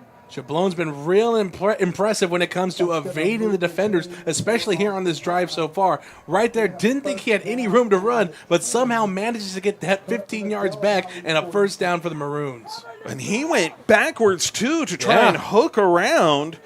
Was concerned he might have lost yardage if not careful. And then you saw the chain gang drop their sticks thinking he was coming out of bounds, and Jablon able to just tiptoe right on down the sideline and pick up a new set of downs. Give here and falling forward into this Del Valle defense. Caleb DeLeon picks up about 3. Actually, they'll give him 2 yards here. So 2nd and 8 for the Maroons offensively. And so far, no real changes when it comes to the Maroons, offensively speaking, sticking to the game plan of keeping the ball on the ground and moving the ball with the line. Snap. Play action. Jablon, room to run. Quick throw out to Patrick Bird. Bird will step out of bounds. And as soon as I say that, David, a play action pass with the rollout to the right side, Jablone finding his receiver on the out route and getting a good gain there to make this a little bit more manageable here with 3rd and 4 coming up. Pass complete to number 10, Patrick Bird. Thought Bird maybe got a little bit farther than that. Thought it might be more like 3rd and 3, maybe a generous 3rd and 2. Instead, it is 3rd and 4. They'll come back under center. Trips bunch to the right. Jablone, snap, give right up the middle. And that's good enough for a first down. They were so intent, this Del Valle defense got that initial penetration thinking Jablone was going to keep it, as he has for the better part of this drive. And instead, the give to DeLeon, punches through, and it's a first down. Out comes DeLeon, by the way. In comes Reed Childers. You thought, especially with that counter action, that the Cardinals may get there, but no, they weren't able to make the tackle behind the sticks. Watley comes in as well. I formation, 2 wide to either side. They give it to the fullback, Watley. And Watley is tripped forward. He'll pick up 2.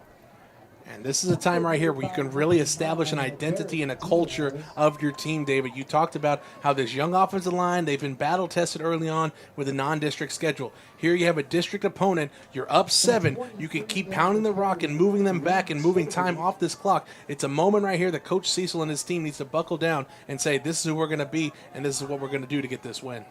They'll come back under center, I formation. Childers, a deep back. Jablone, snap, play fake. Jablone, lofting this one, incomplete.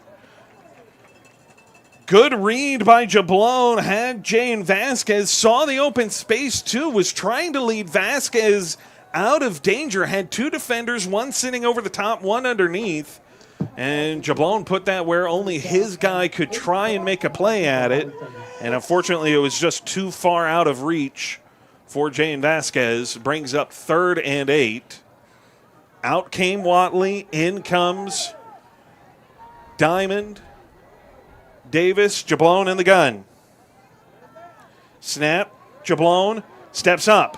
Jablone dancing away from pressure. Here comes Elijah Jablone. Hit low, but he's got the first down.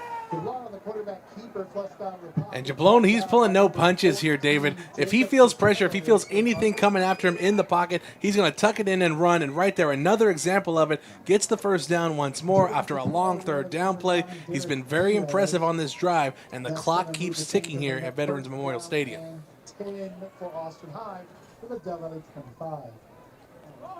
As he said, time ticking down. 1st and 10 for the Maroons. Out of the gun, trips right, Childers. He'll get the handoff. Childers caught. Man. Think we got another face mask call. As Childers couldn't believe it. No kidding. That was egregious. And that was, right there. I was going to say, that was as egregious and flagrant as you could get. He held on to that face mask for dear life. At that point, it's just like, well, maybe they didn't see it, and I'm just going to keep holding on to bring the runner down.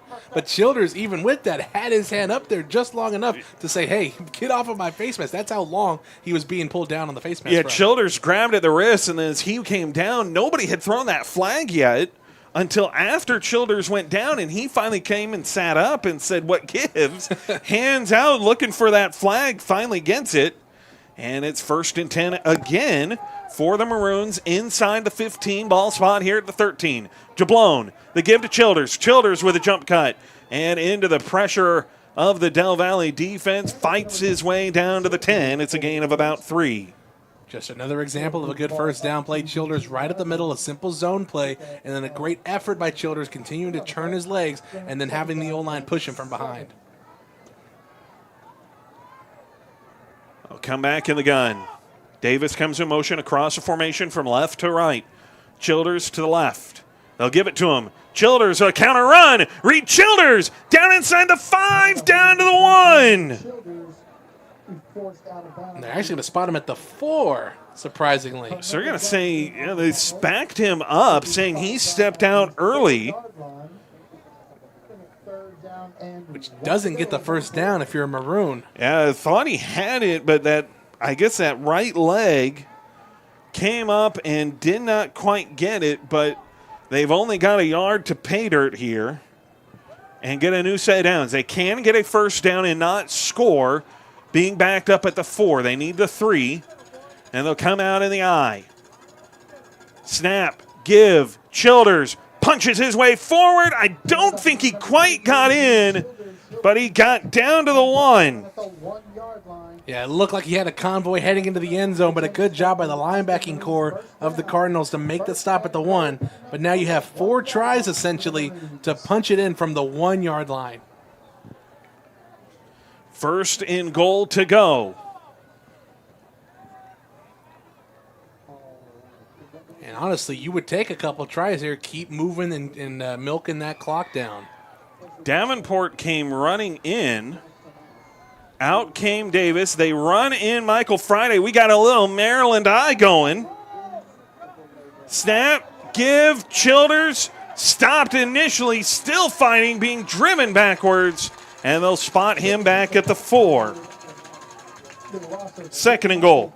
Sometimes you can get a little too cute with it. I like the idea of having the extra blockers there, David, but just go with what's working here at the 1 yard line. The simple zone plays have been really afforded you a lot of luck so far here on this drive. Now with that play, it pushes you back 4 yards, makes this a little bit more difficult here.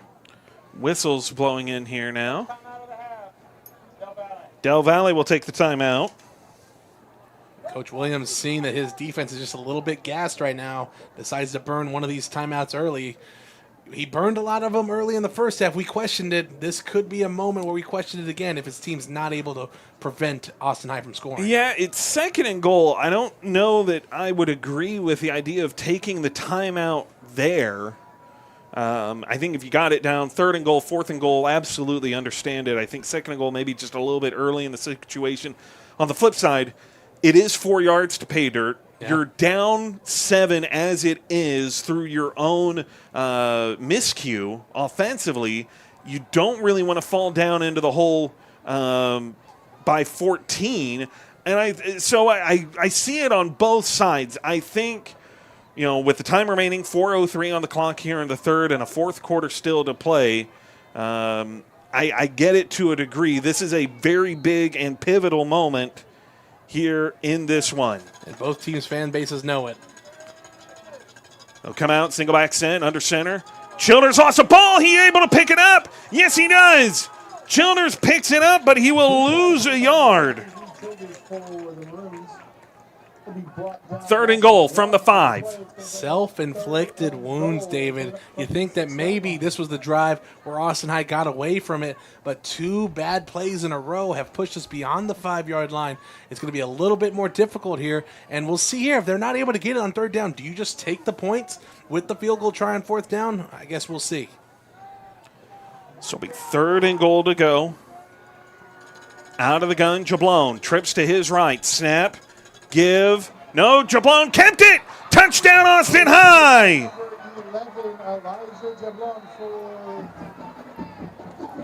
There is a flag. Came in way late after the touchdown there, David.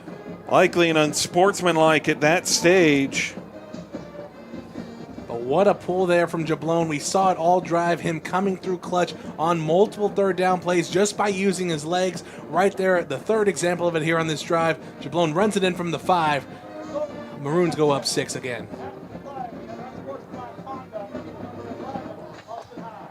That's on Jablone there. It is on Jablone, so it's an unsportsmanlike conduct, goes against Jablone. Usually that's in the realm of some kind of a taunting penalty or some jawing on Jablone's part. And so now I think they're just having the conversation with Coach Williams to determine how do you want to enforce this. And Coach Williams, I think, saying, can you just enforce it on the kickoff since we'll take the extra point is a dead play anyways. So the Maroons to go up 14. Hold. Peterson. Kick is up. And it is good. 21-7 our score. So obviously not how you expected this second half to start if you're Del Valle. You've only had the ball for 6 plays, or even less than that. No, it has been 6 plays. Yeah. You had the first play, you had the false start, then you had the negative play on second down, then you fumble the ball in the end zone on the next one, then you go 3 and out on the second drive. right now you find yourself down 2 touchdowns because of that. And you started this half with the ball. So if you're Coach Williams and this Cardinal team, really you have to take advantage of this field possession here, getting the kickoff and running it back and putting the points on the board at the end of a drive, because as you continue to go in this game, we've seen this Austin High defense play really well. If you give them momentum, you give them points to work with, it's going to be very tough to continue on in this contest. There's a little conversation there among special teams. So with this being enforced, Austin High will kick this off from their own 25-yard line.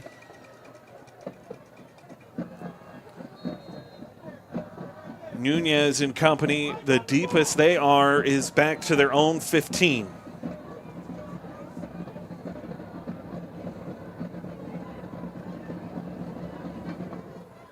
Kick is away and had to field this back at about the 10. Nunez on the return, in trouble. Spins out of one, hard collision, and ultimately stopped at the 26-yard line. So really good special teams effort by Austin High.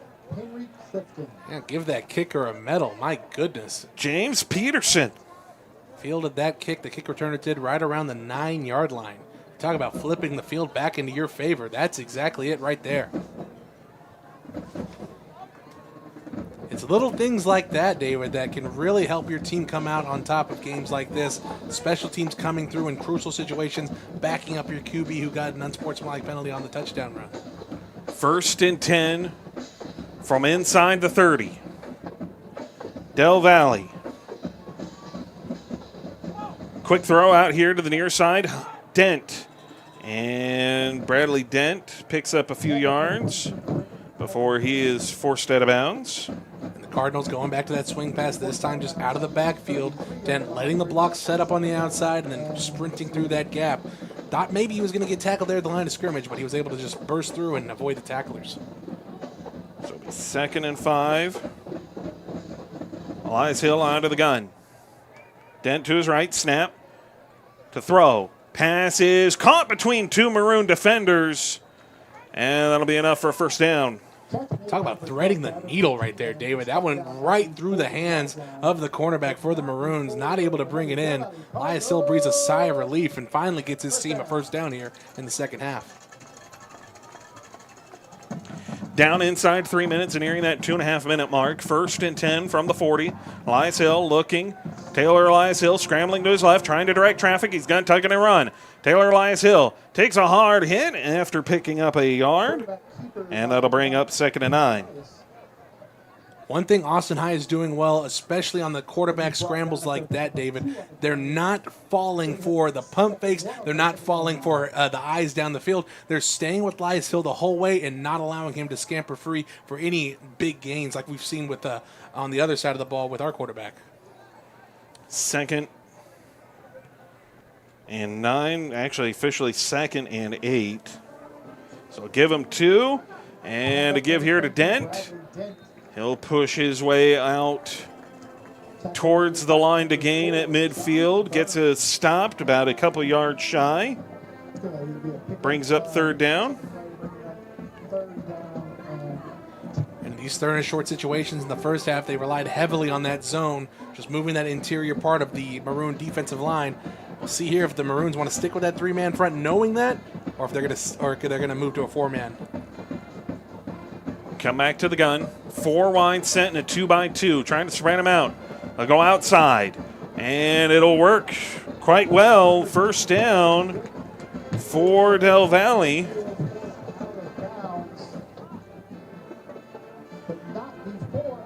So instead of attacking the interior, they try and attack the edge, and Dent able to get outside, turn that corner. Snap. Quick screen here to the near side, and the Maroon defense able to stop him. It's just great play recognition. That's all it is, David. They're seeing it. They're reading the eyes of Elias Hill, and once they see it, they have the scouting report perfectly done on him. They're breaking on the ball. They're making the tackle, and another example there of doing exactly that and creating a negative first down play. Gavin Patina had nowhere to go, and Alec Alderson, the one to read it all the way through. And Dent, again, nowhere to go, gets back to the line of scrimmage. Dent is taking a beating so far here. And time will stop. Player down with an injury. It looks like maybe some cramps again once more. On that defensive side of the Maroons, Hardison Borth. I believe you're right. It's a cramp situation there. He was down for a very brief amount of time and up quite quickly. He's saying he's tougher than the $2 steak. You got to put him back out there, play some football. He's already just hobbling off the field to look at his chops to get back in. 3rd and 11.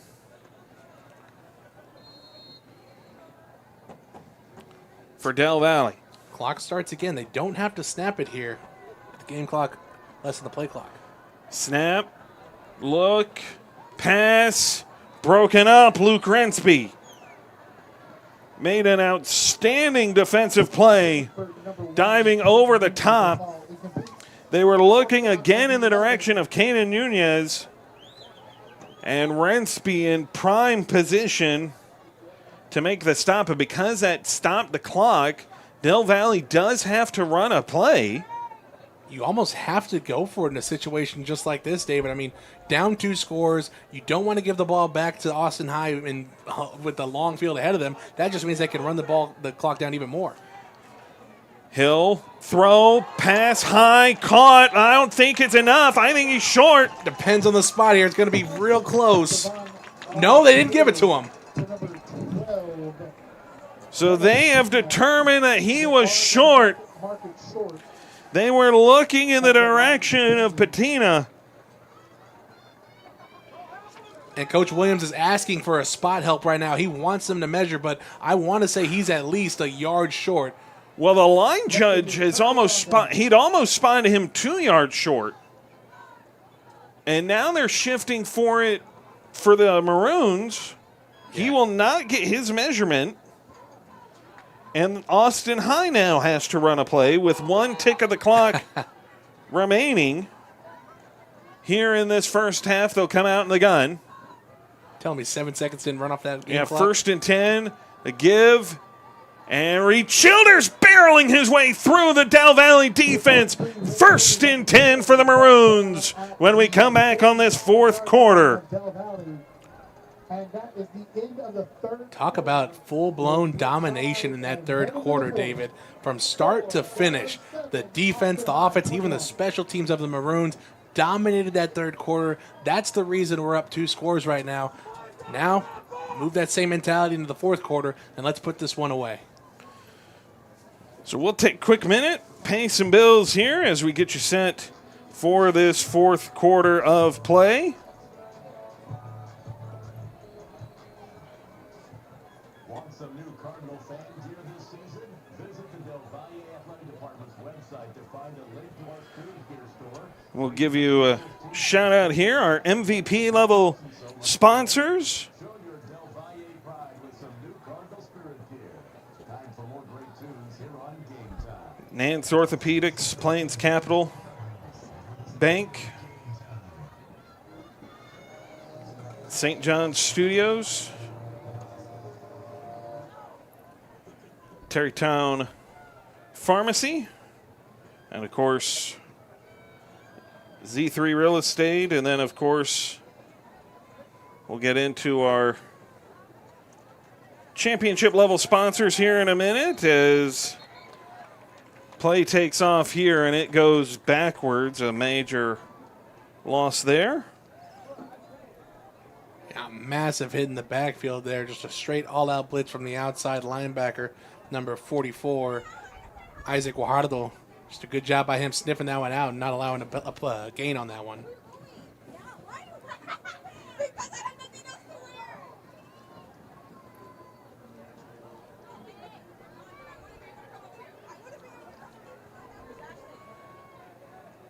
So long down distance, Jablon in trouble, gets away, flag thrown. That's likely going to be a holding call as he just gets a pass off. Lorenzo Hoopman, nobody's going to catch him. Touchdown Maroons, but there is a flag that may undo this spectacular play.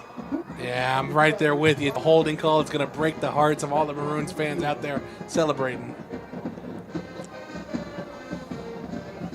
We'll touch on our championship level sponsors real quick as they sort through Oh, this. face mask. That's going to go against It's going to count. Del Valle, and so it'll be enforced on the kickoff. And we'll give credit to our championship level sponsors, West Austin Corsairs, Austin Infinity, and of course, Lee's Meat Market. That's why you play through the whistle. You play through the penalty. You don't know what the ref's going to call, David. And right there, a perfect job by the quarterback finding his receiver. Jablone really being the MVP of this second half. Extra point is good. And the Maroons, after going 0-4 in non-district, come into the district opener on the road and have been intent to make a statement. If you told me, David, that this team was 0-4, and I didn't know, anything coming in, I wouldn't believe you. The way this team is playing right now, they are firing on all cylinders. Have there been mistakes? Of course, we've talked about that. But the way they've overcame those mistakes, it's something you talked about in the broadcast earlier. The reason why Coach Cecil wanted to play some of these younger guys early on in the non-district schedule. Get those kinks out, have those mistakes then, learn from it, and have that experience here moving into district. And we've seen a lot of that here today. The adversity to keep working through the miscues. And the one thing Coach Cecil talked about was we're waiting for it to click. We can see it. We see that they're on the cusp. And that doesn't mean that tonight has necessarily been perfect, but I think we can all be in agreement that this offense has finally clicked and has arrived here for the Maroons. The question will be, can they keep this up going forward and that consistency? But that's a conversation for next week. As this penalty gets enforced on this, we'll kick this from the Del Valle 45-yard line. And here in this situation, you tell your kicker, have a little pooch kick, put it within the 20-yard line, and let our guys go after the ball carrier.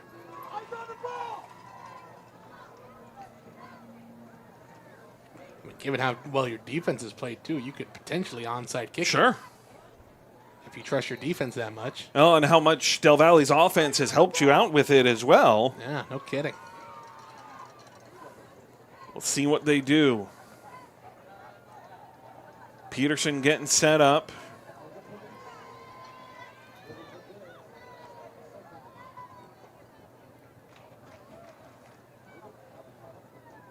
And Peterson will send this one away.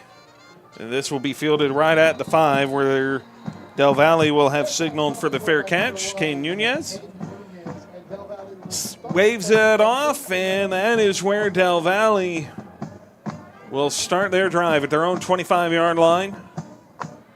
And the Maroon defense looks to go back to work. 11:08 here in the fourth. And it'll be interesting to see what types of changes this Cardinal offense will do. They haven't had much success passing the ball down the field, so that means scoring with explosive plays will be difficult unless you pop one with the run. Right. So we'll see here any types of changes Coach Williams wants to make. 1st and 10. Snap. Dent gets planted at the line of scrimmage. Get a lead like this allows your defense to play a little bit more freely, and right there you see it just flying towards the ball, delivering major blows to these ball carriers. Artisan Borth just absolutely planted first screen. 2nd and 10. Taylor Elias Hill, quick throw on the wide receiver screen to the far side. Burns able to read it well. Helps make the stop with Vonzel Lewis. Modest gain of about, I'll give him 5. And still no changes, David, when it comes to the offensive attack for this Cardinal offense. Outside runs, swing passes to the outside, nothing really changing, and the Maroons are sniffing it out. Yeah, trying to get away from the teeth of the Maroon defense and attack the perimeters. Hill, quick little out route there, low throw. maybe just scraped the top of the turf. Yeah, if he caught it, then Dez caught it. I thought that hit the floor right there, and I think even the receiver is a little confused, saying, "Oh, you're giving me the first down." He, All right. he had to lean down pretty low there for that one, but part of the receiver's body positioning. He had to get underneath that to block the sight line of the official, and he just could not determine whether or not that was complete. As Taylor Elias Hill is flushed, there is a flag. And we'll see here. I don't think Coach Cecil will take this holding call. It should be holding, but after the sack there, I would just keep him second and long. They asked that the clock keep running, too, as part of it, even though there is a penalty.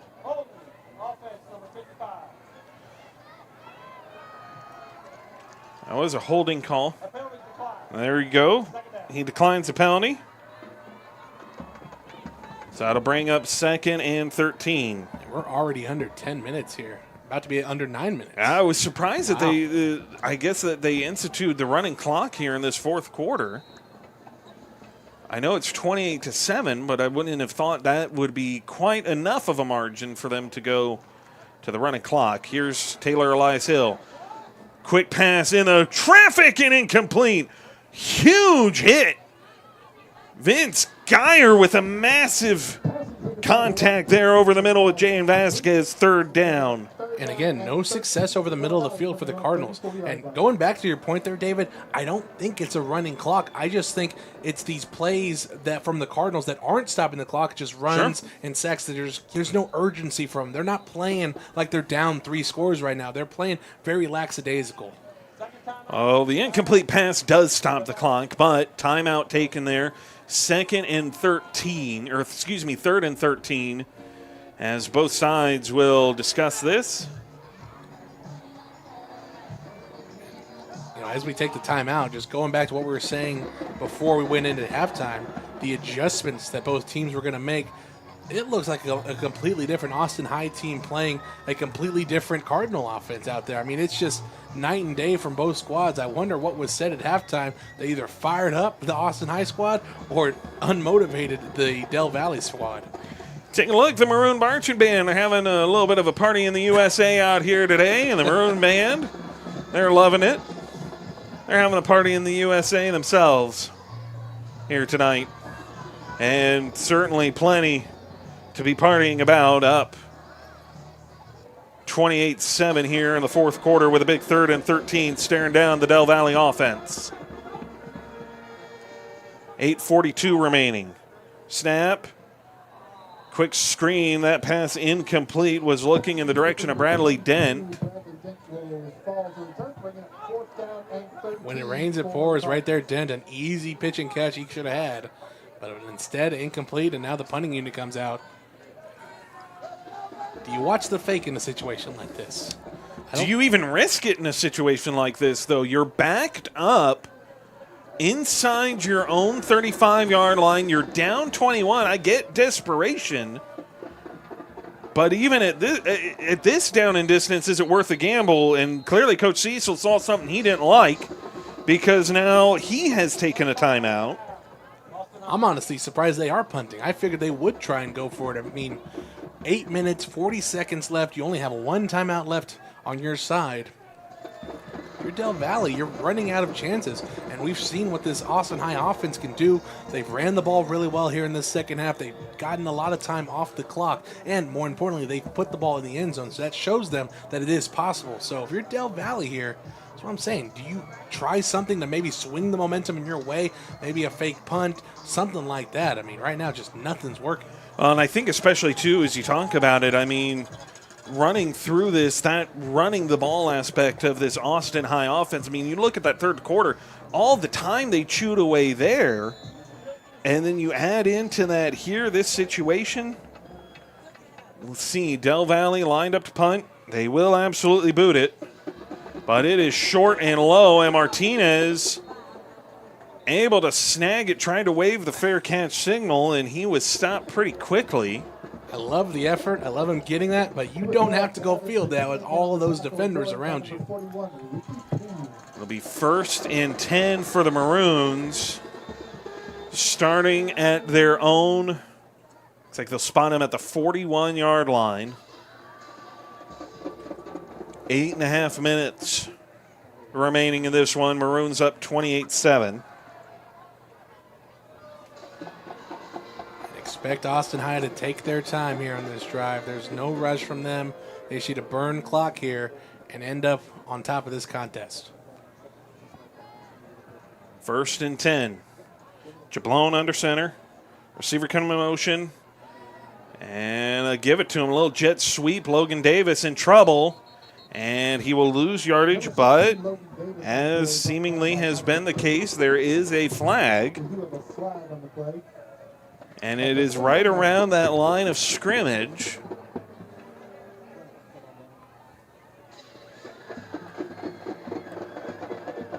At the 41. I'll discuss this. Right now, it would be a pretty sizable loss, about 4. And that'll go against the Maroons, so chop block. Don't see that too often anymore. No, that's pretty rare. Just given the fact that most teams run spread nowadays, you just don't see the chop block come out, especially with all the communication that these offensive lines and running backs do during practice. Well, the unique thing about it, too, I think, is that it was called away from play side. Great Normally point. you have that. It's not you see something like that. It's a little bit more towards the play side. In this case, it was on the backside of the play. Is a little quick hitter here from Jablon to the left as Lorenzo Hoopman makes a grab. Gets a good chunk of that back, but did go out of bounds, so the clock does stop. They'll spot the ball at the Austin High 36-yard line. So pick up a chunk of it back. It'll make this, instead of 2nd and 25, they got about 10 of it there. Brings up 2nd and 16.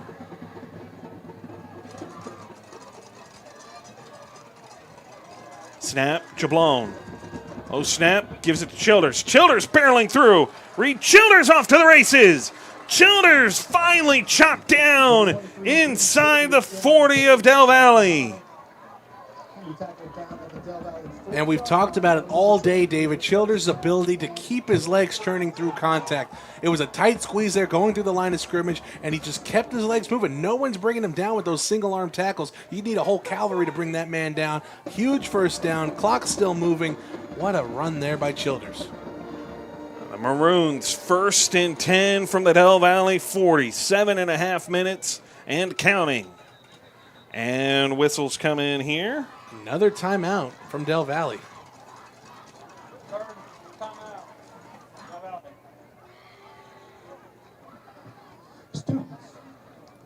Coach Williams just wanted to talk things over with his defense, kind of remind them of the situation here. Like, hey, this is on y'all.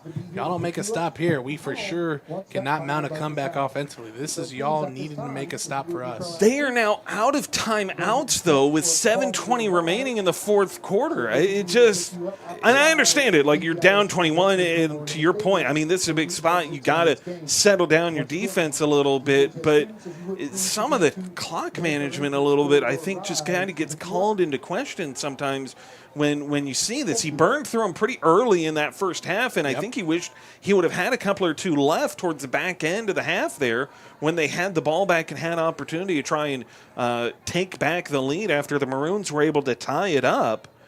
Instead, that doesn't happen, and now, again, with 7:20, you are now out of timeouts. You cannot stop the clock now. If you are Del Valle, you would have to have Coach Cecil and the Maroons stop it for you. Yeah, that's something that Coach Cecil said in that timeout. Hey, they're out of timeouts. Let's keep the ball inbounds and keep this clock moving down. Come out in the gun. Jablon, snap, give. Now, quarterback keeper. Jablon rolling out to the left, and they will actually say that he was down inbounds. I don't believe that they gave the signal for the clock to stop. They did not.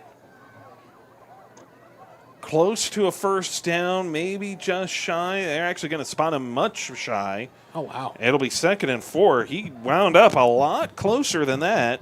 Yeah, I thought he got pushed out right around the 30-yard line, to your point, David. I'm thinking he bounced out of bounds. But if you're Austin High, I don't think it matters to you. This is 4 yards you can go out and get, and you just, again, keep the clock running with as many plays as possible. 2nd and 4, Jablone. Snap.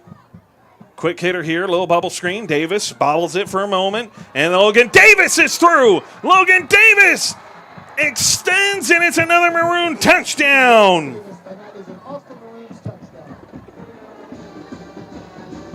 Talk about running by your competition. Davis, a sprint all the way into the end zone, 34-yard touchdown for the Maroons, puts up another score. Talk about dominating the run game. Talk about dominating the passing game. Every single facet offensively here in this second half, Austin High has dominated, and that's why they're up 4 scores. So the Maroons ready to tack one on. Patrick Bird to hold, as he has done throughout the season. And Peterson tacks this one on. 35-7.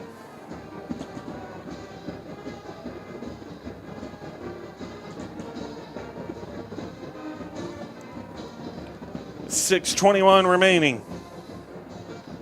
The Maroons, they're feeling it. I think everyone on that sideline, everyone in the stands feels it, David. It's that first win feeling. It's hard not to feel the excitement over there, especially with the first win being against a district opponent. I was going to say, you talk about it being the first win, but maybe more importantly, it's the first district win of the season, and that, wins, losses, they all matter. You always want to win. Every coach, every player, they want to win. But those district wins mean so much more. They're what gets you into the playoffs. And, when you look at the schedule, you look at the Maroons, the teams they need to beat, Del Valle on that list, Aikens and Bowie being the other two who would be on that list, that you have to beat those teams to secure a playoff spot. Essentially, you're going to be able to, by the end of the night, cross one off the list here in Del Valle. You're going to have Aikens and Bowie, of course, coming up. We'll get into the full schedule a little bit later here in this fourth quarter. But this is a win that you can build on.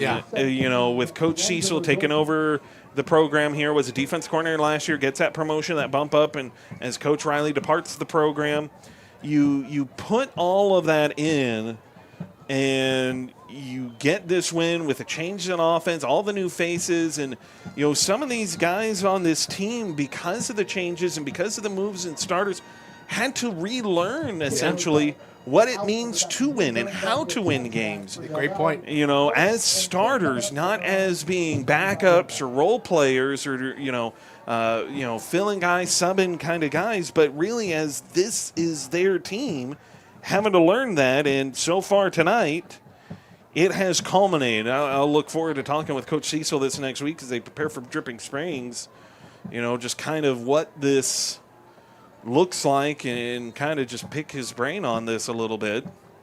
It's a great point, though. It's all about learning how to win. I think about a lot of the teams that were going through rebuilding processes in the college ranks, and learning how to win was such a big thing of developing that culture. Yeah. And right here today, look at that defensive swarm on that ball carrier, even up 4 scores. That's the type of thing that separates mediocre programs from good programs to great programs to championship level programs. I'll drop him back. It'll be a loss of 2, 2nd and 12.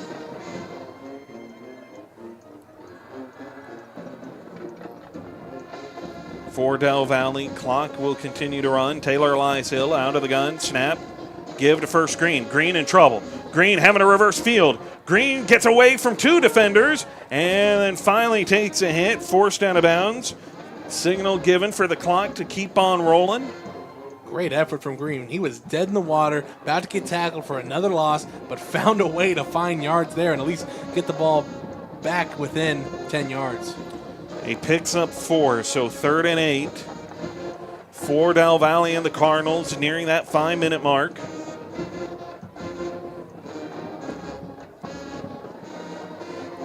Taylor Elias Hill out of the gun, 3 wide. Snap. Elias Hill looking. Fakes left, comes back, launches this one down the field. A lot of fighting, and there's the flag. A lot of hand fighting, a lot of tugging. That time that time Austin High finally getting called on this one. I feel like there's a couple times Austin High's gotten away with a couple tonight. Yeah, it wasn't a matter of if, it was a matter of when, and right there, finally, the ref's throwing the flag on a very highly contested ball. I mean, to the point of defending the Austin High pass interference. I think that was a wise play. You don't want to get burnt on a big explosive play behind you like that, because it's not a spot foul like it would be in the NFL. Right. It's only a 15-yard penalty, so Del Valle will still be on their side of the field. 1st and 10. And in a lot of cases, it's a coaching technique, and you typically see it a little bit more at the college level than you do at the professional level. But usually the conversation of it is, because that's not a spot foul, is Taylor Elias Hill is sacked for a loss of about 7. That defense playing with a different type of swagger here in the second half. They are playing hard-nosed, pinning their ears back, and beating this offensive line like crazy. Actually, going to say mark off 5, so not quite 7 yards, 2nd and 15. But, at the college level, even a little bit at high school level, those spotting, starting spots, if you get beat, some coaches will tell you, just go ahead and grab them. Just if you have to, take the penalty as needed. A touchdown will hurt your team way more than a 15-yard penalty. 100%. In some cases, if you have to, that is considered to be well within your right. Yeah. And well within reason. It's a tactical foul at that point. I mean, just look at how this defense has performed since that penalty. 2 negative plays in a row for the Cardinals offense. I mean, the way this defense has just stepped up in this second half is insane, and it's been very impressive to watch. Well, and I think it's helped, though, that part of it, the Austin High offense being able to move the ball, being able to chew up clock the way that they have, and being able to sustain drives, as Elias Hill dancing in the pocket, getting out of trouble, and dropped right around the line of scrimmage, maybe gets a yard. It'll be 4th down. There's going to be a penalty on the back end, a very bad penalty on Austin High that's going to give a fresh set of downs to Del Valle.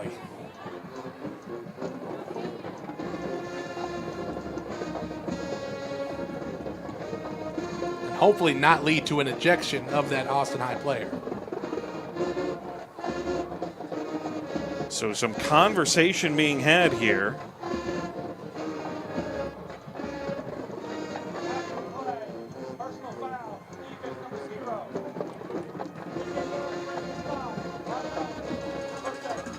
So he is not disqualified. Goes against Jackson Taylor. And as you said, a new set of downs. And essentially a perfect half played by this defense up until that penalty, I'd say. Your defense does a great job forcing another 4th down situation. You get the penalty after the fact that gives the fresh set of downs. If you're Coach Cecil, that's going to be something you look at in film and say, hey, guys, if we're going to be a playoff team, if we're going to make some runs here in this district, we can't have penalties like that. They're going to end up taking a delay of game here. I don't know that they're going to get this snapped in time. They're not. Wow. And Del Valle can't stop the clock.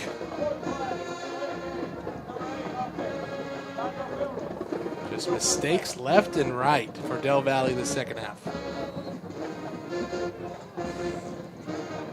It truly looks like 2 different teams from Del Valle's perspective. Yeah. Like, they were moving the ball so well in the first half, and they have not had any success here in the second half. Taylor Elias Hill in trouble, dancing in the pocket, trying to direct traffic, and doesn't get anywhere. He is stopped at the line of scrimmage. John Burns and company come up with a stop, standing over him, jawing over him. And another big hit brings up 2nd down. At what point do you take Elias Hill out and say, hey, we're tired of you taking these hits. We need you for the rest of the season. I mean, he's getting bullied right now out there. And he's a sophomore, though, so I think the aspect of it is play through it. You're going to have to learn. You're going to have to get this experience, and you're just going to have to keep playing through it as whistles come in here, and I believe that is the 2-minute timeout. Along with that, there might not be anyone else. Well, there's that, too. Who knows?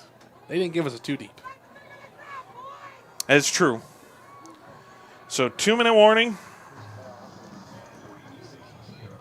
2nd and 15 to go on a night where the Maroons have answered the toll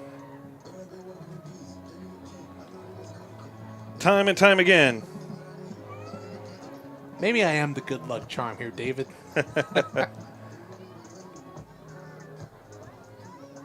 No, I'm pretty sure the audience wants Paul back. It's not you, right? The audience wants Paul back. They're tired of me. They're Well, get David and Paul I back don't know. They won tonight, though, so I don't know if that would be something that they agree with. Give the Booster Club president my number. There you go.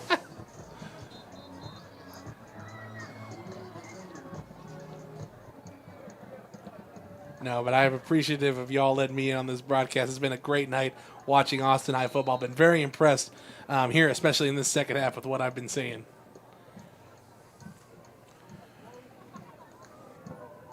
Second and 15. Quick throw. Pass is caught, and that'll go for gain. Gets them not quite halfway there. It's not quite a gain of 10, maybe a gain of about 9. Brings up third and about 6. Snap, throw, little comeback round on the far side. That's good enough for a first down. And with the first down, the clock will stop. 2 passes in a row that are more than 5 yards. This is the first time that's happened all day today when we've seen a pass go more than 5 yards, at least through the air, for Del Valle. Taylor Lysell out of the gun. Snap, give. First green. Nowhere to go. Clock keeps winding down here, getting closer and closer to being a minute.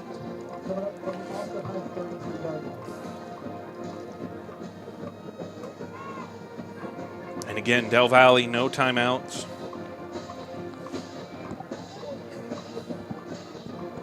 Quick throw, near side. Nunez has to get out of bounds to try and stop the clock, and he will not do so. There's nowhere for him to run. That Austin High defense putting him in a box. Just nowhere even close to get to the sideline. Third down here for Del Valle.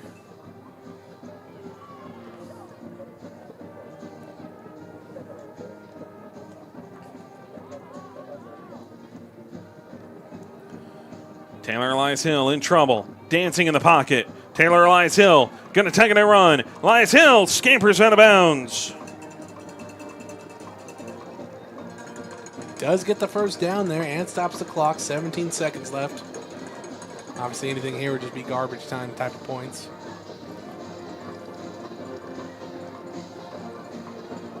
Did get the first down, though. But I think if you're Austin High here, you want to stop them. You want to keep their offense at 7. You want to limit their scoring to just the first half. You want that second half shutout.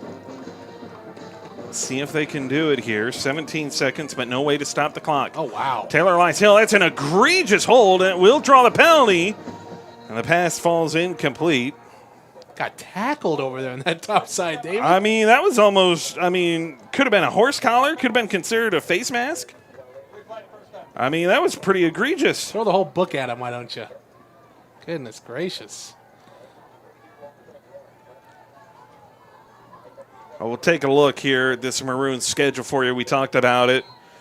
Get the win tonight, obviously. Austin High at Del Valle. We'll see what the final score will be. It'll depend on what this defense does, as they'll launch this one to the end zone. Incomplete, but a flag does come in. Stops the clock with 4 ticks remaining. There's probably one more play here after this pass interference is marked off. And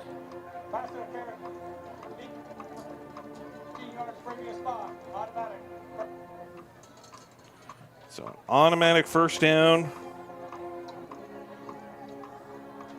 it's a pride thing here for Del Valle. They want to put a ball in the end zone. They don't want to leave on such a sour note. They want to have something to build on, at least momentum-wise, heading into next week. First and 10. 4 ticks remain. Taylor Lysell dropping back, in trouble, going to take it a run. Taylor Lysell scrambling for the end zone. Touchdown. No, he was out. No, they roll him out. They did. And that should be the ball game. It was close. Tiptoeing that sideline. I thought he might have gotten there, but stepped out with the left foot right at the 5-yard line.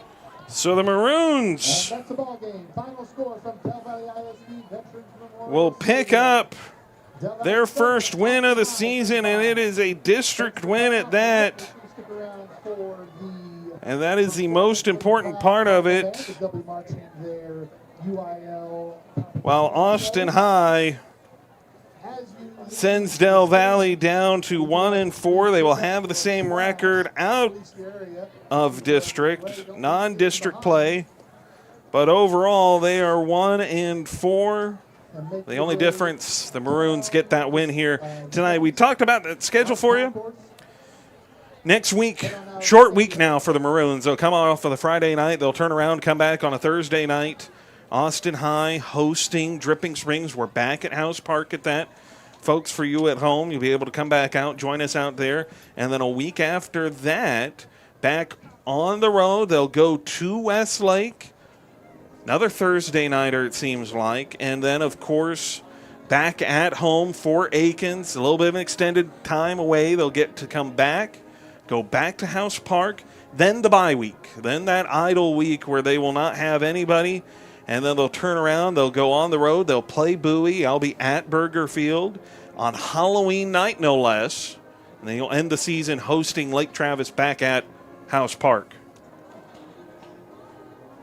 So there's a lot in there. I mean, when it comes to where we can find a path to the playoffs. Yeah, I think when you look at a path to playoffs and you look at this Austin High team, the two that stand out have to beat Aikens. Yeah.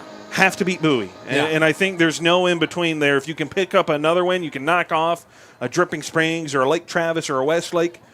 I think that's icing on the cake. I think those, the more, I would say, in-reach games, the easier pickings kinds of games. Yeah. It's Bowie and it's Aikens, and Yeah. you have to win those if you want a playoff spot.